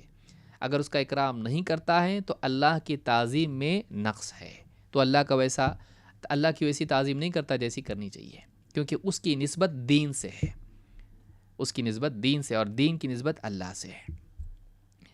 سلف کیسے تعظیم کرتے تھے علماء کی؟ شعبی رحمہ اللہ فرماتے ہیں صلی زید بن ثابت علی جنازۃ، کہ زید ابن ثابت رضی اللہ تعالیٰ عنہ نے ایک مرتبہ ایک جنازے کی نماز پڑھائی، ثم قربت له بغلۃ لیرکبها، پھر ان کے پاس ایک خچر لایا گیا، بغلہ، تاکہ وہ اس پر سوار ہوں۔ فجاء ابن عباس فاخذ برکابہ، ابن عباس رضی اللہ تعالیٰ عنہ وہاں پر آئے، یہ بھی صحابی وہ بھی صحابی، لیکن یہ رشتہ دار ہیں نبی صلی اللہ علیہ وسلم کے اور صحابی ہیں، تو آئیں ابن عباس رضی اللہ تعالیٰ عنہ اور ان کی جو سواری کی رکاب اس کو پکڑا، جہاں پاؤں رکھ کے گھوڑے پر جیسے آدمی سوار ہوتا ہے تو جہاں پاؤں رکھے جاتے ہیں تو رکاب میں پاؤں رکھا تو اس کو پکڑا، یہ تاکہ وہ سوار ہوں۔ فأخذ برکابہ فقال له زید بن ثابت رضی اللہ تعالیٰ عنہ سے کہا خل عنہ یا ابن عم رسول اللہ صلی اللہ علیہ وسلم، کہا کہ اے اللہ کے رسول صلی اللہ علیہ وسلم کے چچا کے بیٹے، یعنی چچا زاد بھائی، اے اللہ کے رسول کے بھائی، خل عنہ، چھوڑ دو اس کو، مطلب کیوں ایسا کر رہے ہیں آپ، کیوں زحمت آپ کر رہے ہیں، کیوں، مطلب میں تو خود ہی اس پہ سوار ہو جاؤں گا، اس کی رکاب کیوں آپ پکڑ رہے ہو؟ فقال ابن عباس، کیا کہا، غور کیجیے اس پہ، ہاکذا یفعل بالعلماء والکبراء، علماء کے ساتھ اور کبراء کے ساتھ، بڑوں کے ساتھ ایسا ہی کیا جاتا ہے، یعنی ہمارا طریقہ ہے، ہمارا شعار ہے کہ ہم اپنے علماء اور ہم اپنے بزرگوں اور بڑوں کے ساتھ ایسا ہی کرتے ہیں۔ اس کو امام ابن عبد البر نے جامع بیان العلم میں روایت کیا ہے، روایت نمبر 832، اور یہ اثر صحیح ہے، اور ایسے اور کئی آثار ہیں جن سے اس طرح کی چیزیں ہم کو ملتی ہیں۔ آج تو ہم کسی کو کہیں گے تو غلو کر رہا ہے، ہاں، کوئی اگر عالم کی جوتیاں اٹھا کے رکھ دے، پہنیے عالم صاحب، یا کوئی اس کے لیے کوئی خدمت اس کی کر دے، تو آج ہم لوگ اتنے یعنی غیرت مند ہو گئے ہیں اور اتنے بڑے بن گئے ہم لوگ کہ ہم کہیں گے تو صوفی ہو گیا ہے، یا ہم کسی کو کہیں گے یہ تو عالم کو تو نے اپنا معبود بنا لیا، یا تو رسول کی درجہ دے رہا اس کو۔ ابن عباس رضی اللہ تعالیٰ کیا کریں، خود اہل بیت میں سے ہیں، لیکن کیا کہا، کیوں کر رہے ہیں ایسا؟ کہا کہ ہم ہاکذا یفعل بالعلماء والکبراء، ہم اپنے بڑوں کے ساتھ، اپنے علماء کے ساتھ ایسے ہی کرتے ہیں، علماء کے ساتھ، اور اپنے بڑے سے مراد سماج میں جو اتھارٹی والے ہوتے ہیں، سماج میں جو حاکم ہے مثلا، یا اس طرح کا کوئی بزرگ ہے، عمر والا ہے، ہم ان کے ساتھ ان کی ایسی خدمت کرتے ہیں، ان کی ایسی تعظیم کرتے ہیں، تو یہ طریقہ ہونا چاہیے۔ آج آپ دیکھیے ممبر سے عالم اتر گیا، سمجھ لو اب قیامت آنے والی ہے، اترتے ہی لوگ اس کو ایسا کیسا بول دیا، آپ یوں کیسا بول دیا، آپ دلیل ہے کہ آپ کے پاس فلاں، ہم دلیل مانگنا برا نہیں ہے، بدتمیزی کرنا برا ہے۔ عالم کے تعلق سے آپ دیکھیں ہمارے سماج میں حال کیا ہے، عالم کو آدمی میسج کرے واٹس ایپ کے اوپر، جواب نہیں دیا، ایک دن 2 دن ہو گئے، اب اس کو میسج کڑوے کسیلے کون بھیجتا ہے؟ ہم لوگ بھیجتے ہیں۔ اللہ سے خوف کرو، سلام بھی تو کم سے کم جواب تو دو، اور فلاں اتنے دن سے میسج کر رہا ہوں جواب نہیں، پھر عالم کیوں بنے جب جواب نہیں دینا تھا؟ گویا کہ ہم نے خریدا ہے اس کو، غلام بنایا اس کو ہم نے اپنا۔ تو آج جو ہے ہم عالم پر اپنا حق سمجھتے ہیں، حالانکہ معاملہ الٹا ہے، عالم کا ہمارے اوپر حق ہے۔ اللہ کے نبی صلی اللہ علیہ وسلم نے خود کیا فرمایا، لیس منا من لم یجل کبیرنا ویرحم صغیرنا ویعرف لعالمنا حقہ، فرمایا وہ ہم میں سے نہیں، وہ اس لائق نہیں کہ اس کو ہمارے ساتھ شمار کیا جائے، ہماری یعنی وہ امت مسلمہ میں یا متقین میں، صالحین میں وہ شمار ہو، ہمارے منہج والوں میں سے، ہمارے طریقے والوں میں اس کا شمار ہو، وہ ہم میں سے نہیں ہے۔ لیس منا، یہ نہیں کہ اسلام سے خارج ہو گیا، یہ ناراضگی کا کلمہ ہے، ناراضگی کا کلمہ ہے، تو تیرا ہم سے کوئی تعلق نہیں، اس طرح کی بات ہے یہ، تیرا میرا کیا لینا دینا، کیا جوڑ میرے تجھ سے، اگر تو واقعی ہماری طرح ہوتا، ہمارے ساتھ ہوتا، تو اس راستے پر ہوتا جس پر ہم ہیں، تو لیس منا، وہ ہم میں سے نہیں، من لم یجل کبیرنا، جو ہمارے بڑے بزرگ عمر دراز لوگ یا عہدے کے اعتبار سے بڑے، ان کا اجلال نہ کرے، ان کی تعظیم نہ کرے، ان کے بڑے ہونے کا مان نہ رکھے، جس کو ہم کہتے ہیں اپنی زبان میں، وَيَرْحَمْ صَغِيرَنَا، اور ہمارے چھوٹوں پر رحم نہ کرے، وَيَعْرِفْ لِعَالِمِنَا حَقَّهُ، اور ہمارے عالم کا حق نہ جانے۔ لیجئے، معلوم یہ ہوا کہ حق تو عالم کا ہوتا ہے، اور ہم یہ سمجھ رہے تھے کہ ہمارا عالم پر حق ہوتا ہے، عالم کا ہم پر حق ہے۔ عالم فارغ ہو گیا، سمجھ لیجئے وہ سب پوری قوم کا غلام بن گیا، اب آپ کا کام ہے یہ کرنا یہ کرنا یہ کرنا، اس کو سب لوگ سکھائیں گے تمہارا کام کیا ہے، لیکن کبھی خود بیٹھ کے غور نہیں کریں گے کہ ہمارا کام اس کی نسبت سے کیا ہے، کیا کھا رہا ہے، کیا پہن رہا ہے، کیسی زندگی جی رہا ہے، اس کو راحت مل رہی کہ نہیں، رات بھر کا جاگا ہوا ہے، پھر ہم جا کے اس کے پاس بیٹھے ہیں، اس سے مسائل پوچھ رہے ہیں، فون 3 بجے لگایا اس کو عالم صاحب کو فون، اور 3 بجے لگا کہ کیا پوچھ رہے ہیں، میرے بیٹا ہوا ہے اس کا نام کیا رکھوں، عالم صاحب بول دیا رکھ دو محمد رکھو یا فلاں رکھو یا فلاں رکھو، کہا نہیں کم سے کم 5 نام دیجیے اور ایسے نام دیجیے جو کسی کے نہ ہوں، ٹھیک ہے، ابلیس رکھو، فرعون رکھو، حامان رکھو، قارون رکھو، شداد رکھو، تو کیا ایسا کرے، یعنی رات کے 3 بجے، اور اگر عالم کہے ابھی نہیں آپ کل کال کرو، تو ایسے کیسے عالم ہیں آپ، قوم کی خدمت کے لیے اللہ نے آپ کو چنا ہے اور آپ قوم کی خدمت نہیں کر رہے، ایسا عالم اچھا عالم نہیں ہے، اس کی زندگی اس کا کون سوچتا ہے۔ عالم کا احترام ہو، بدتمیزی اس سے نہ ہو، اس سے بات کی جائے، سلف میں بعض ایسے تھے جیسے علماء سے بات کرتے تھے گویا کہ کسی بادشاہ سے بات کر رہے ہیں، تمیز اور تہذیب اور احترام اور ان کا اکرام اور اجلال یہ ہونا چاہیے۔ ہمارے یہاں یہ دھیرے دھیرے ختم ہوتا جا رہا ہے، 2-4 کتاب آدمی پڑھ لیتا ہے اور عالم سے جا کے حجت کر کے لوگوں کے سامنے بتانے کی کوشش کرتا ہے کہ دیکھو میرے پاس کتنا علم ہے، یہ برباد ہو گیا، یہ اس کے پاس معلومات ہے، اس کے پاس علم نہیں ہے، اس کو یاد رکھیے، اس کے پاس معلومات، اس کے پاس ڈیٹا ہے، اس کے پاس علم نہیں ہے، کیوں؟ علم وہی ہے جو خشیت کے ساتھ ہو، انما یخشی اللہ من عبادہ العلماء، جس علم سے خشیت نکل جائے وہ علم نہیں، وہ معلومات ہو گئی، بس وہ ڈیٹا ہے، انفارمیشن ہے، کمپیوٹر میں بھی ہے، وہ تیرے سے زیادہ جانتا ہے، پھر کمپیوٹر میں جتنا ڈیٹا ہے اتنا تیرے پاس ہے، اتنی ایکیوریسی تیرے پاس ہے، کمپیوٹر سے اور تیرے اندر فرق کیا ہے، وہ تیرے اندر وہ ادب کہاں ہے علم کا، لہٰذا علم کے ساتھ علم کا ادب بھی ہونا ضروری ہے، علماء کا ادب ہونا ضروری ہے۔ اس حدیث کو امام احمد اور حاکم نے روایت کیا ہے، صحیح الجامع صغیر حدیث نمبر 5443، اور یہ حدیث حسن درجے کی ہے۔ اس تعلق سے علماء کی شان میں گستاخی کرنے کے بارے میں ابن عساکر رحمہ اللہ کا ایک بہت ہی سخت قول ہے، اور یہ یاد رکھنا ضروری ہے، اس کو یاد رکھنا چاہیے۔ آج ایک ایسے دور میں ہم ہیں جہاں ذرا سی بات پر علماء کی عزتیں اچھالنا لوگوں کا مشغلہ بن گیا ہے۔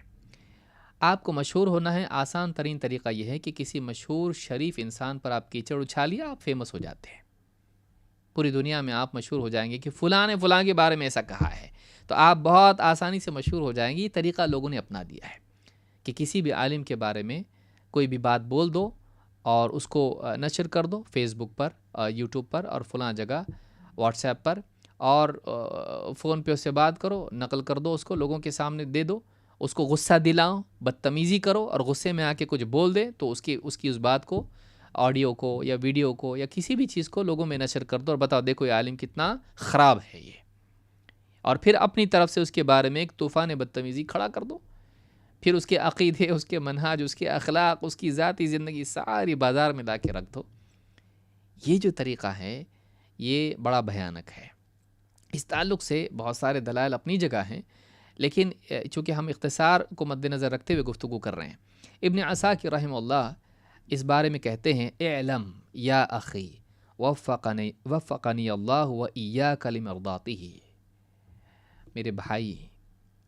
میرے بھائی اس بات کو اچھی طرح سے جان لے، اللہ تعالیٰ تجھے بھی، مجھے بھی اور تجھے بھی اپنی مرضیات کی پیروی کرنے کی توفیق عطا فرمائے، ایسے کام کرنے کی توفیق دے جس سے اللہ راضی ہو، اس میں اشارہ اس بات کا ہے کہ مومن کی پوری بھاگ دوڑ کی جو ہے مقصود اس کا ہو کہ اللہ مجھ سے راضی ہے کہ نہیں. میں فلاں کے بارے میں گفتگو کر رہا ہوں، فلاں کے بارے میں بول رہا ہوں، یہ اچھا وہ برا، یہ ایسا وہ برا. اپنے بارے میں میری فکر یہ ہونا چاہیے کہ کیا میری زندگی ایسی ہے کہ اللہ آج مر جاؤں تو اللہ راضی ہوگا؟ تو مومن کی نگاہ اس پر ہونی چاہیے. کہا کہ میرے بھائی اس بات کو اچھی طرح سے جان لے، اللہ تعالیٰ مجھے بھی اور تجھے بھی اپنی مرضیات کی توفیق عطا فرمائے. وَجَعَلَنَا مِمَّنْ يَخْشَاهُ وَيَتَّقِيهِ، اور اللہ تعالیٰ ہم دونوں کو، ہم سب کو ان لوگوں میں سے بنائیں جو اللہ تعالیٰ کی خشیت اور تقوی کا التزام کرنے والے ہوں.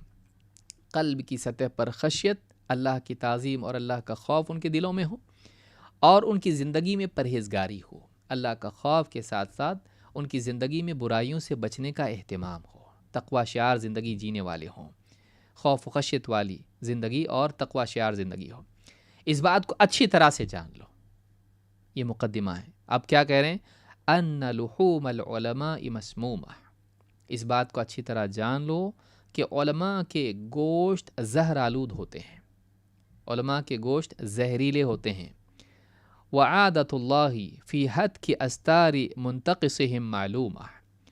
اور جو لوگ علماء کی یعنی تنقیص کرتے ہیں، ان کی شان کو گھٹانے کی کوشش کرتے ہیں، ان کو ذلیل و رسوا کرنے کی کوشش کرتے ہیں، ان میں نقص اور عیب تلاش کر کے لوگوں کے سامنے ان کو ناقص ثابت کرنے کی، نااہل ثابت کرنے کی کوشش کرتے ہیں. اللہ تعالیٰ کی معلوم عادت ہے، اللہ تعالیٰ کا ہمیشہ سے معاملہ رہا ہے کہ اللہ تعالیٰ ایسے لوگوں کے چھپے بھید کھول کے سارے لوگوں کے سامنے لاتا ہے. وہ عالم کو ذلیل کرنا چاہتا تھا، اللہ تعالیٰ اس کے عیوب ساری دنیا کے سامنے لے کر آتا ہے. وعادت اللہ. اور یہ جو کہہ رہے ہیں کہ ان لحوم العلماء مسمومہ، کیا مطلب ہے اس کا؟ قرآن کریم میں غیبت کے بارے میں کیا کہا گیا؟ ایحب احدکم ان یأکل لحم اخیہ میتا فکرہتموہ. کیا تم میں سے کوئی اس بات کو پسند کرتا ہے کہ اپنے مرے ہوئے بھائی کا گوشت کھائیں؟ تم تو بہت ناپسند کرتے ہو اس کو. تم قطعاً اس کو پسند نہیں کرتے کہ ایک مردہ انسان کا، جو کہ اس کا بھائی ہے، مرا ہوا ہے، انسان ہے اور بھائی ہے، تین چیزیں جمع ہو رہی ہیں حرام ہونے کے اعتبار سے. انسانیت کی حرمت، رشتہ داری کی حرمت، اور اللہ وہ مردہ ہونے کی حرمت. تو تم پسند کرو گے کہ مردہ بھائی کا گوشت کھاؤ؟ نہیں. تو معلوم ہوا کہ غیبت کرنا کیا ہے؟ کسی کا مردہ بھائی کا گوشت کھانا ہے. تو علماء کی غیبت کرنا کیا ہے؟ علماء کا گوشت کھانا ہے. تو ابن عساکر کہتے وہ جو تو غیبت کر رہا ہے ان کی، وہ جو گوشت کھا رہا ہے تو وہ بہت زہریلا ہے، وہ ایسا ویسا گوشت نہیں کہ کھا کے تو ڈکار لے گا، نہیں، تیرے لیے وہ قوت نہیں بنے گی، وہ زہر ہے، وہ تو ہلاک ہوگا وہ غیبت کر کے. وہ گوشت کھا کے تو فلاح نہیں پائے گا، تو ہلاک ہوگا کیونکہ وہ زہریلا ہے، اس کا انجام برا ہے. وعادت اللہ فی حد کی استارہم منتقصہم معلومہ. اور سنیے کیا فرماتے ہیں، فرماتے ہیں وَأَنَّ مَنْ أَطْلَقَ لِسَانَهُ فِي الْعُلَمَاءِ بِالثَّلْبِ بَلَاهُ اللَّهُ قَبْلَ مَوْتِهِ بِمَوْتِ الْقَلْبِ. جو آدمی علماء پر تہمتیں لگانے میں یا علماء پر زبان درازی کر کے اپنی زبان کو آزاد چھوڑ دیتا ہے، علماء پر تہمتیں لگانے میں، علماء کی شان میں گستاخی کرنے میں اپنی زبان کو جو آدمی آزاد چھوڑ دیتا ہے، اللہ تعالیٰ اس کے مرنے سے پہلے اس کے دل کو مردہ کر دیتا ہے. وہ بعد میں مرتا ہے، دل پہلے اس کا مرتا ہے. دل کا مرنا بڑا سخت معاملہ ہے. مردار کیوں؟ مرا ہوا آدمی کیا ہوتا ہے؟ اس میں کوئی شعور نہیں ہوتا. آپ اس کو ٹھوکر مارو، اس کو چبھو، اس کو سانپ آ کے ڈسے، کچھ بھی نہیں ہونے والا. احساس ختم ہو جاتا ہے. جب آدمی مردہ ہو جاتا ہے، کیا ہو گیا؟ اس کو احساس ہی اس کا ختم ہو جاتا ہے. انجیکشن دو، کچھ نہیں ہوگا، چیر پھاڑ کرو، کچھ نہیں ہوگا. تو جیسے جسم انسان کا مرنے کے بعد مردہ ہو جاتا ہے، آدمی کا دل مردہ ہو جاتا ہے، پھر اس میں سے احساس ختم ہو جاتا ہے. اللہ کا خوف، آخرت کی فکر اور گناہوں کا احساس سب دل سے نکل جاتا ہے. یہ دنیا میں سزا ہوتی ہے. گناہوں کی سزا دنیا میں کیا ہوتی ہے؟ کہ انسان قساوت قلبی کا شکار ہو جاتا ہے. تو حاملین علم، اہل حق کی شان میں گستاخی انسان کے لیے دل کی موت کا ذریعہ بن جاتی ہے. اس کا دل مردار ہو جاتا ہے، اس کے دل میں وہ کیفیات محسوس نہیں کرتا ہے جو واقعی اہل حق اور ایک نیک انسان کو محسوس ہوتی ہیں دعاؤں میں، عبادات میں، تلاوت میں اور جتنے بھی دینی مجالس ہے اس میں۔ تو یہ بہت ہی سخت معاملہ ہے جس کو یاد رکھنا چاہیے۔ اور اس کے بعد انہوں نے آیت پڑھی فَلْيَحْذَرِ الَّذِينَ يُخَالِفُونَ عَنْ أَمْرِهِ أَن تُصِيبَهُمْ فِتْنَةٌ أَوْ يُصِيبَهُمْ عَذَابٌ أَلِيمٌ۔ جو لوگ اس رسول کی مخالفت کرتے ہیں، اس رسول کے حکم کی مخالفت کرتے ہیں، انہیں اس بات سے ڈرنا چاہیے کہ کہیں وہ فتنے میں مبتلا نہ ہو جائیں یا انہیں دردناک عذاب آ نہ دبوچے، کہیں وہ دردناک عذاب میں مبتلا نہ ہو جائیں۔ تو اس سے معلوم ہوتا ہے کہ علماء کی شان میں گستاخی کرنا بہت سخت معاملہ ہے، اور علماء میں اختلافات ہوتے رہتے ہیں۔ فلاں عالم کا یہ فتویٰ ہے، فلاں عالم کا اس کے برعکس فتویٰ ہے، فلاں عالم نے فلاں عالم کے قول پر تنقید کی۔ وہ دشمن نہیں ایک دوسرے کے، وہ ایک دوسرے پر جرح نہیں کر رہے ہیں، وہ بس ایک علمی تنقید ہے جو ایک دوسرے پر کر رہے ہیں۔ لیکن بڑوں کے جھگڑے جو ہیں اس میں اختلافات میں بچے کیا کرتے ہیں، بچے آزاد ہو جاتے ہیں۔ پھر طلبہ جو ہیں بعض اوقات پھر اس کو برا کہیں گے، اس کو برا کہیں گے، ان کو عقل ہے کیا، ان کے اندر وہ صلاحیت ہے کیا، ان کا اجتہاد کوئی مطلب ہے کیا، ان کے بارے میں زبان درازی کرتے نہیں کرنا چاہیے۔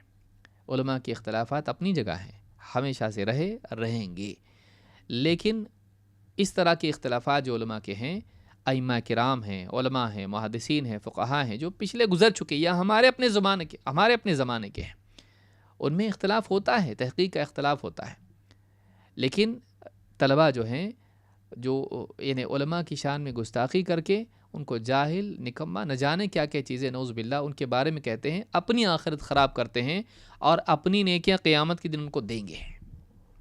کسی کے بارے میں جب بھی ناحق آدمی بولتا ہے، قیامت کے دن مفلس کون ہے کہ اس نے کسی کے اوپر تہمت لگائی ہوگی، کسی کو کچھ برا بولا ہوگا، قیامت کے دن اس کی نیکیاں اس کو دینی پڑے گی، کیونکہ وہ حقدار آئے گا اور مانگے گا، اس نے غلط میرے بارے میں کہا تھا، میں حقدار نہیں تھا اس کی تنقید کا، میں حقدار نہیں تھا اس کی تہمت کا، اس نے میرے اوپر ناحق تہمت لگائی ہے، مجھ کو اس کی نیکیاں چاہیے، نیکیاں دینی پڑیں گی، مفلس جہنم میں گھسیٹ کر ڈال دیا جائے گا۔ کیوں آدمی بولے کسی کے بارے میں؟ اور علماء کے بارے میں بولنے سے لوگوں میں علماء کا اعتماد ختم ہو جاتا ہے اور پھر دین کے بارے میں وہ آزاد ہو جاتے ہیں۔ اگر ہم عالموں کے بارے میں اگر برا بول رہے ہیں، اہل حق کی بات کر رہا ہوں، اہل بدعت کی نہیں کہہ رہا ہوں، اہل حق کے بارے میں اگر ہم زبان درازی کرتے ہیں، لوگوں کو دینی مجالس سے، علماء کی کتابوں سے اور علماء سے استفادہ کرنے سے دور کر رہے ہیں، کیونکہ اس کے دل سے جب عالم کی اہمیت نکل جائے گی، وہ جو جی میں آئے گا کرے گا اور کہے گا میں اب سب کو چھوڑ دیا، اب میں لایا بخاری گھر پہ اور تفسیر ابن کثیر، اب میں انہی دو پہ زندگی گزاروں گا، جو سمجھ میں آتا ہے کروں گا۔ گمراہ کر دیا آپ نے اس کو، عالموں سے دور کر دیا اس کو، میں اب کسی عالم سے نہیں پوچھوں گا۔ تو علماء کی شان میں گستاخی نہ کریں، ان کے ساتھ بدتمیزی نہ کریں، ان کا اکرام کریں، ان کا اجلال کریں۔ المجموع شرح المحذب میں امام نووی نے اس کو روایت کیا ہے، اور اسی طرح سے التبیان فی آداب حملۃ القرآن میں اس کو ذکر کیا ہے۔ باب نمبر 9، حضور درس، یعنی درس میں آنے کے اعتبار سے کن آداب کی رعایت ایک طالب علم کو کرنا چاہیے۔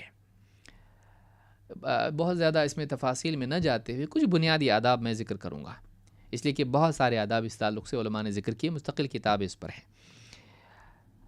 حضور درس کے اعتبار سے کیا ہے؟ نمبر 1، یہ اہتمام ہو کہ ہم جلدی پہنچیں، کہیں دینی درس ہوتا ہے تو ہم جلدی پہنچیں، درمیان میں آ رہے ہیں، زور سے سلام کر رہے ہیں اور ہڑبڑاہٹ پیدا کر رہے ہیں اور سارے لوگ ان کو پلٹ کے دیکھ رہے ہیں عالم کی بجائے، یہ نہیں ہونا چاہیے، بلکہ دینی مجلس میں آدمی درس کے شروع ہونے سے پہلے پہنچے، یہ ہمیشہ کا التزام اور اہتمام آدمی کا ہونا چاہیے، یہ علم کی تعظیم ہے، یہ علم کی اہمیت ہے۔ ہاں کوئی مجبوری ہے تو اور بات ہے۔ اللہ تعالیٰ نے فرمایا فاستبقوا الخیرات، نیکی کے کاموں میں جلدی کرو، سبقت لے جانے کی کوشش کرو، کہ آدمی دوسروں سے پہلے پہنچنے کی کوشش کرے، یہ نہ سوچے کہ ابھی کوئی آیا نہیں ہوگا تو میں سب سے بعد میں جاتا ہوں، نہیں، آپ وقت پر پہنچیے، اگر فلاں وقت متعین ہے درس کا، آپ اس وقت پر آئیے، چاہے کوئی آیا ہو یا نہ آیا ہو، آپ کے آنے کی وجہ سے، علم کی اور درس کی تعظیم کی وجہ سے آپ کو اللہ کی طرف سے ضرور ثواب ملے گا، کیونکہ آپ نے اس کی تعظیم کی، اور وقت کی پابندی فی نفسی ایک اچھی چیز ہے۔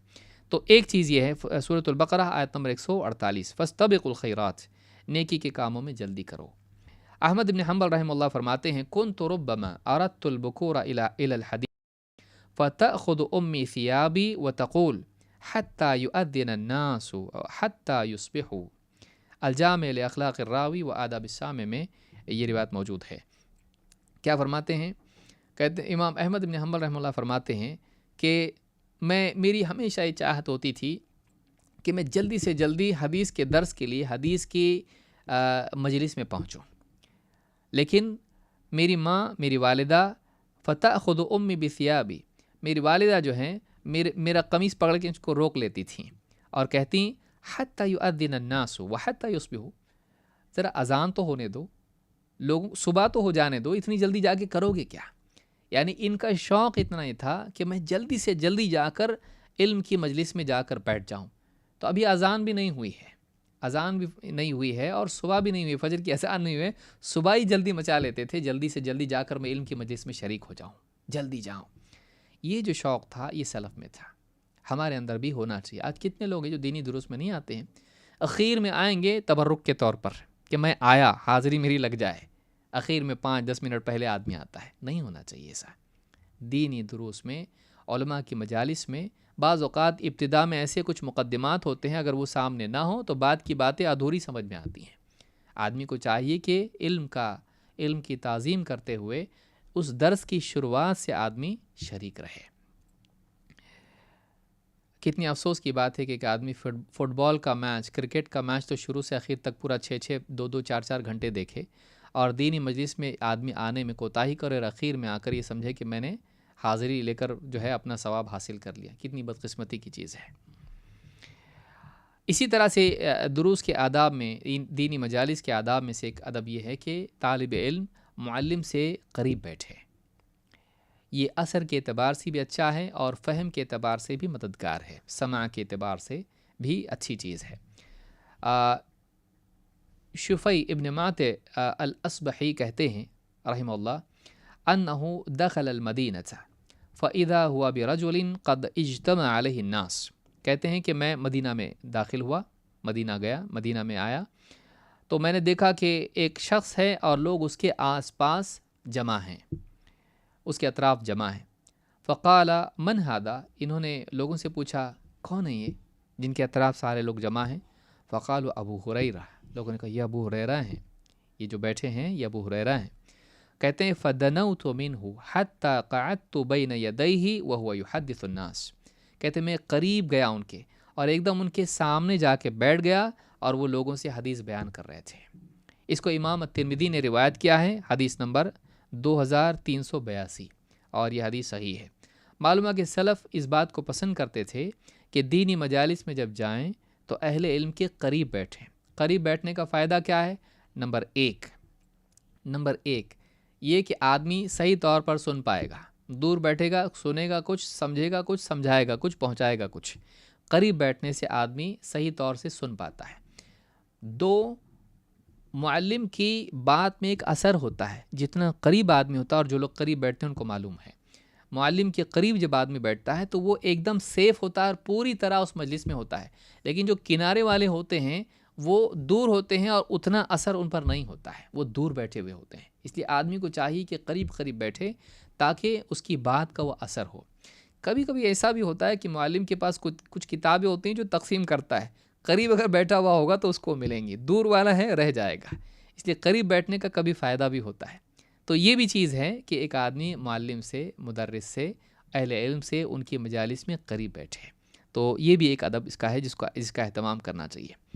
اسی طرح سے دینی مجالس کو کھیل کود اور مذاق کی مجلس نہیں بنانا چاہیے کہ معلم درس دے رہا ہے، علماء درس دے رہے ہیں اور یہ جو ہے یعنی کھیل تماشے میں لگا ہوا ہے، واٹس ایپ دیکھ رہا ہے، فلاں چیز میں لگا ہوا ہے، فیس بک پہ کچھ ڈال رہا ہے اور جو کوئی دیکھ رہا ہے تو اس پر ہنس رہا ہے۔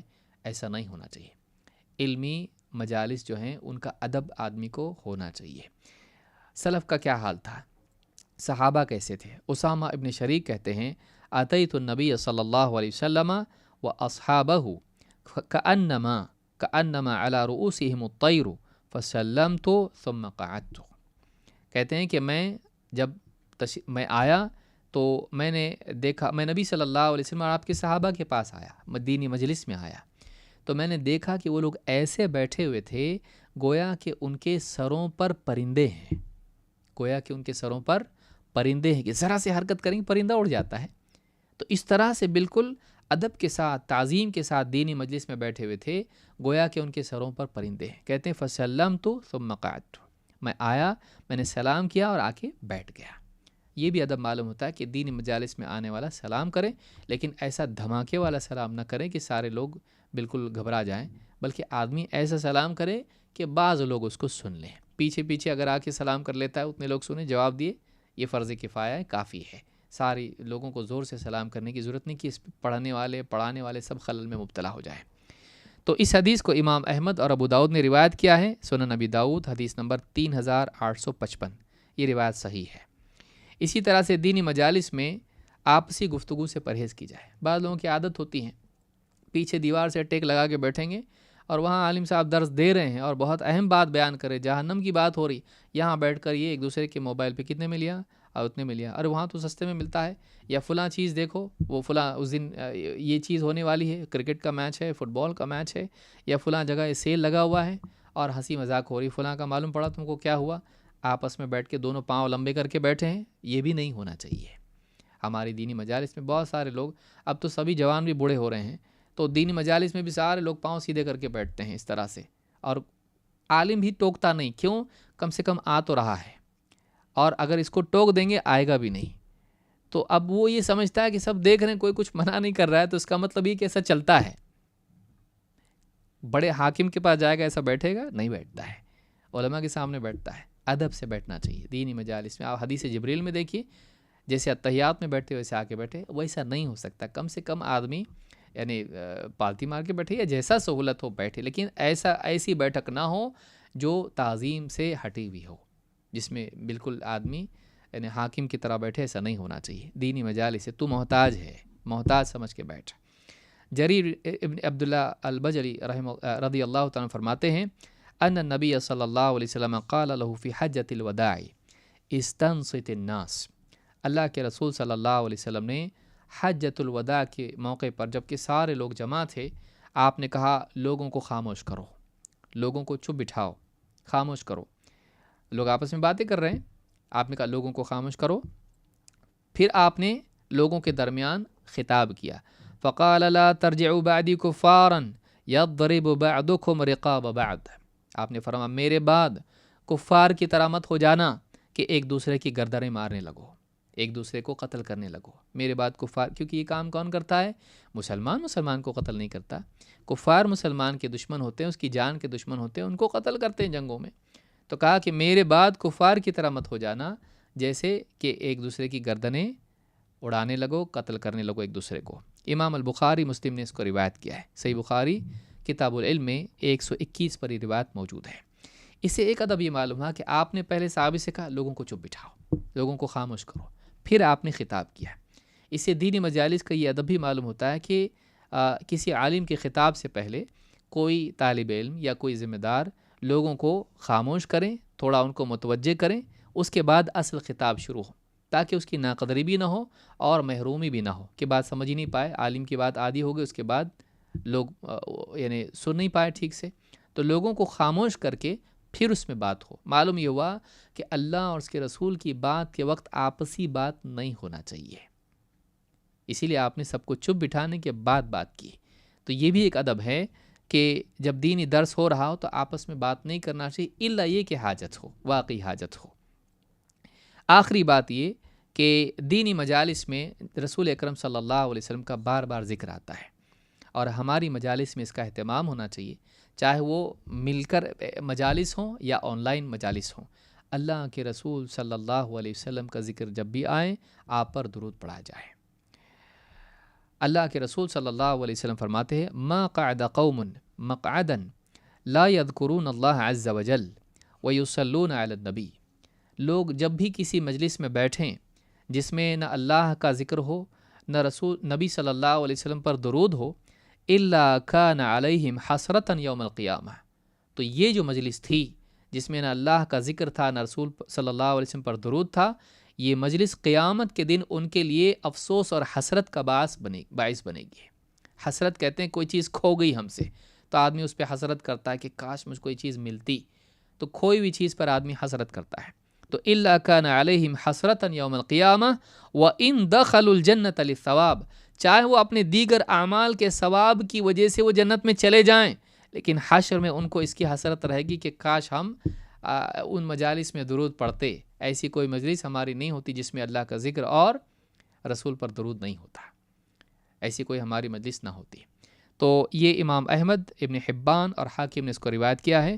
صحیح الترغیب میں جو حافظ منذری کی کتاب ہے الترغیب و ترہیب، شیخ الالبانی کی تحقیق سے بھی چھپی ہوئی 5 جلدوں میں، 3 صحیح اور 2 ضعیف، تو اس میں صحیح الترغیب میں 1513 پر شیخ الالبانی نے اس کو صحیح کہا ہے۔ تو جب بھی رسول صلی اللہ علیہ وسلم کا نام ہم لیں یا سنیں،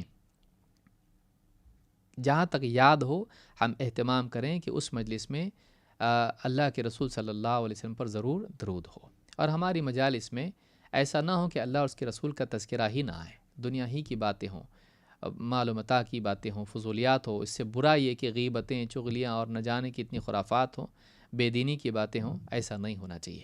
تو یہ کچھ آداب تھے جو آج ہم نے دیکھے۔ میں چاہتا تھا کہ 10 باتیں مکمل ہو جائیں، لیکن معذرت کے ساتھ اس میں 9 ہی باتیں مکمل ہو پائیں۔ انشاءاللہ مزید باتیں ہم اگلے درس میں مکمل کریں گے۔ اللہ رب العالمین جو کچھ کہا گیا ہم سب کو ان چیزوں کا اہتمام کرنے کی توفیق عطا فرمائے۔ اقول ھذا واستغفر اللہ لی ولکم۔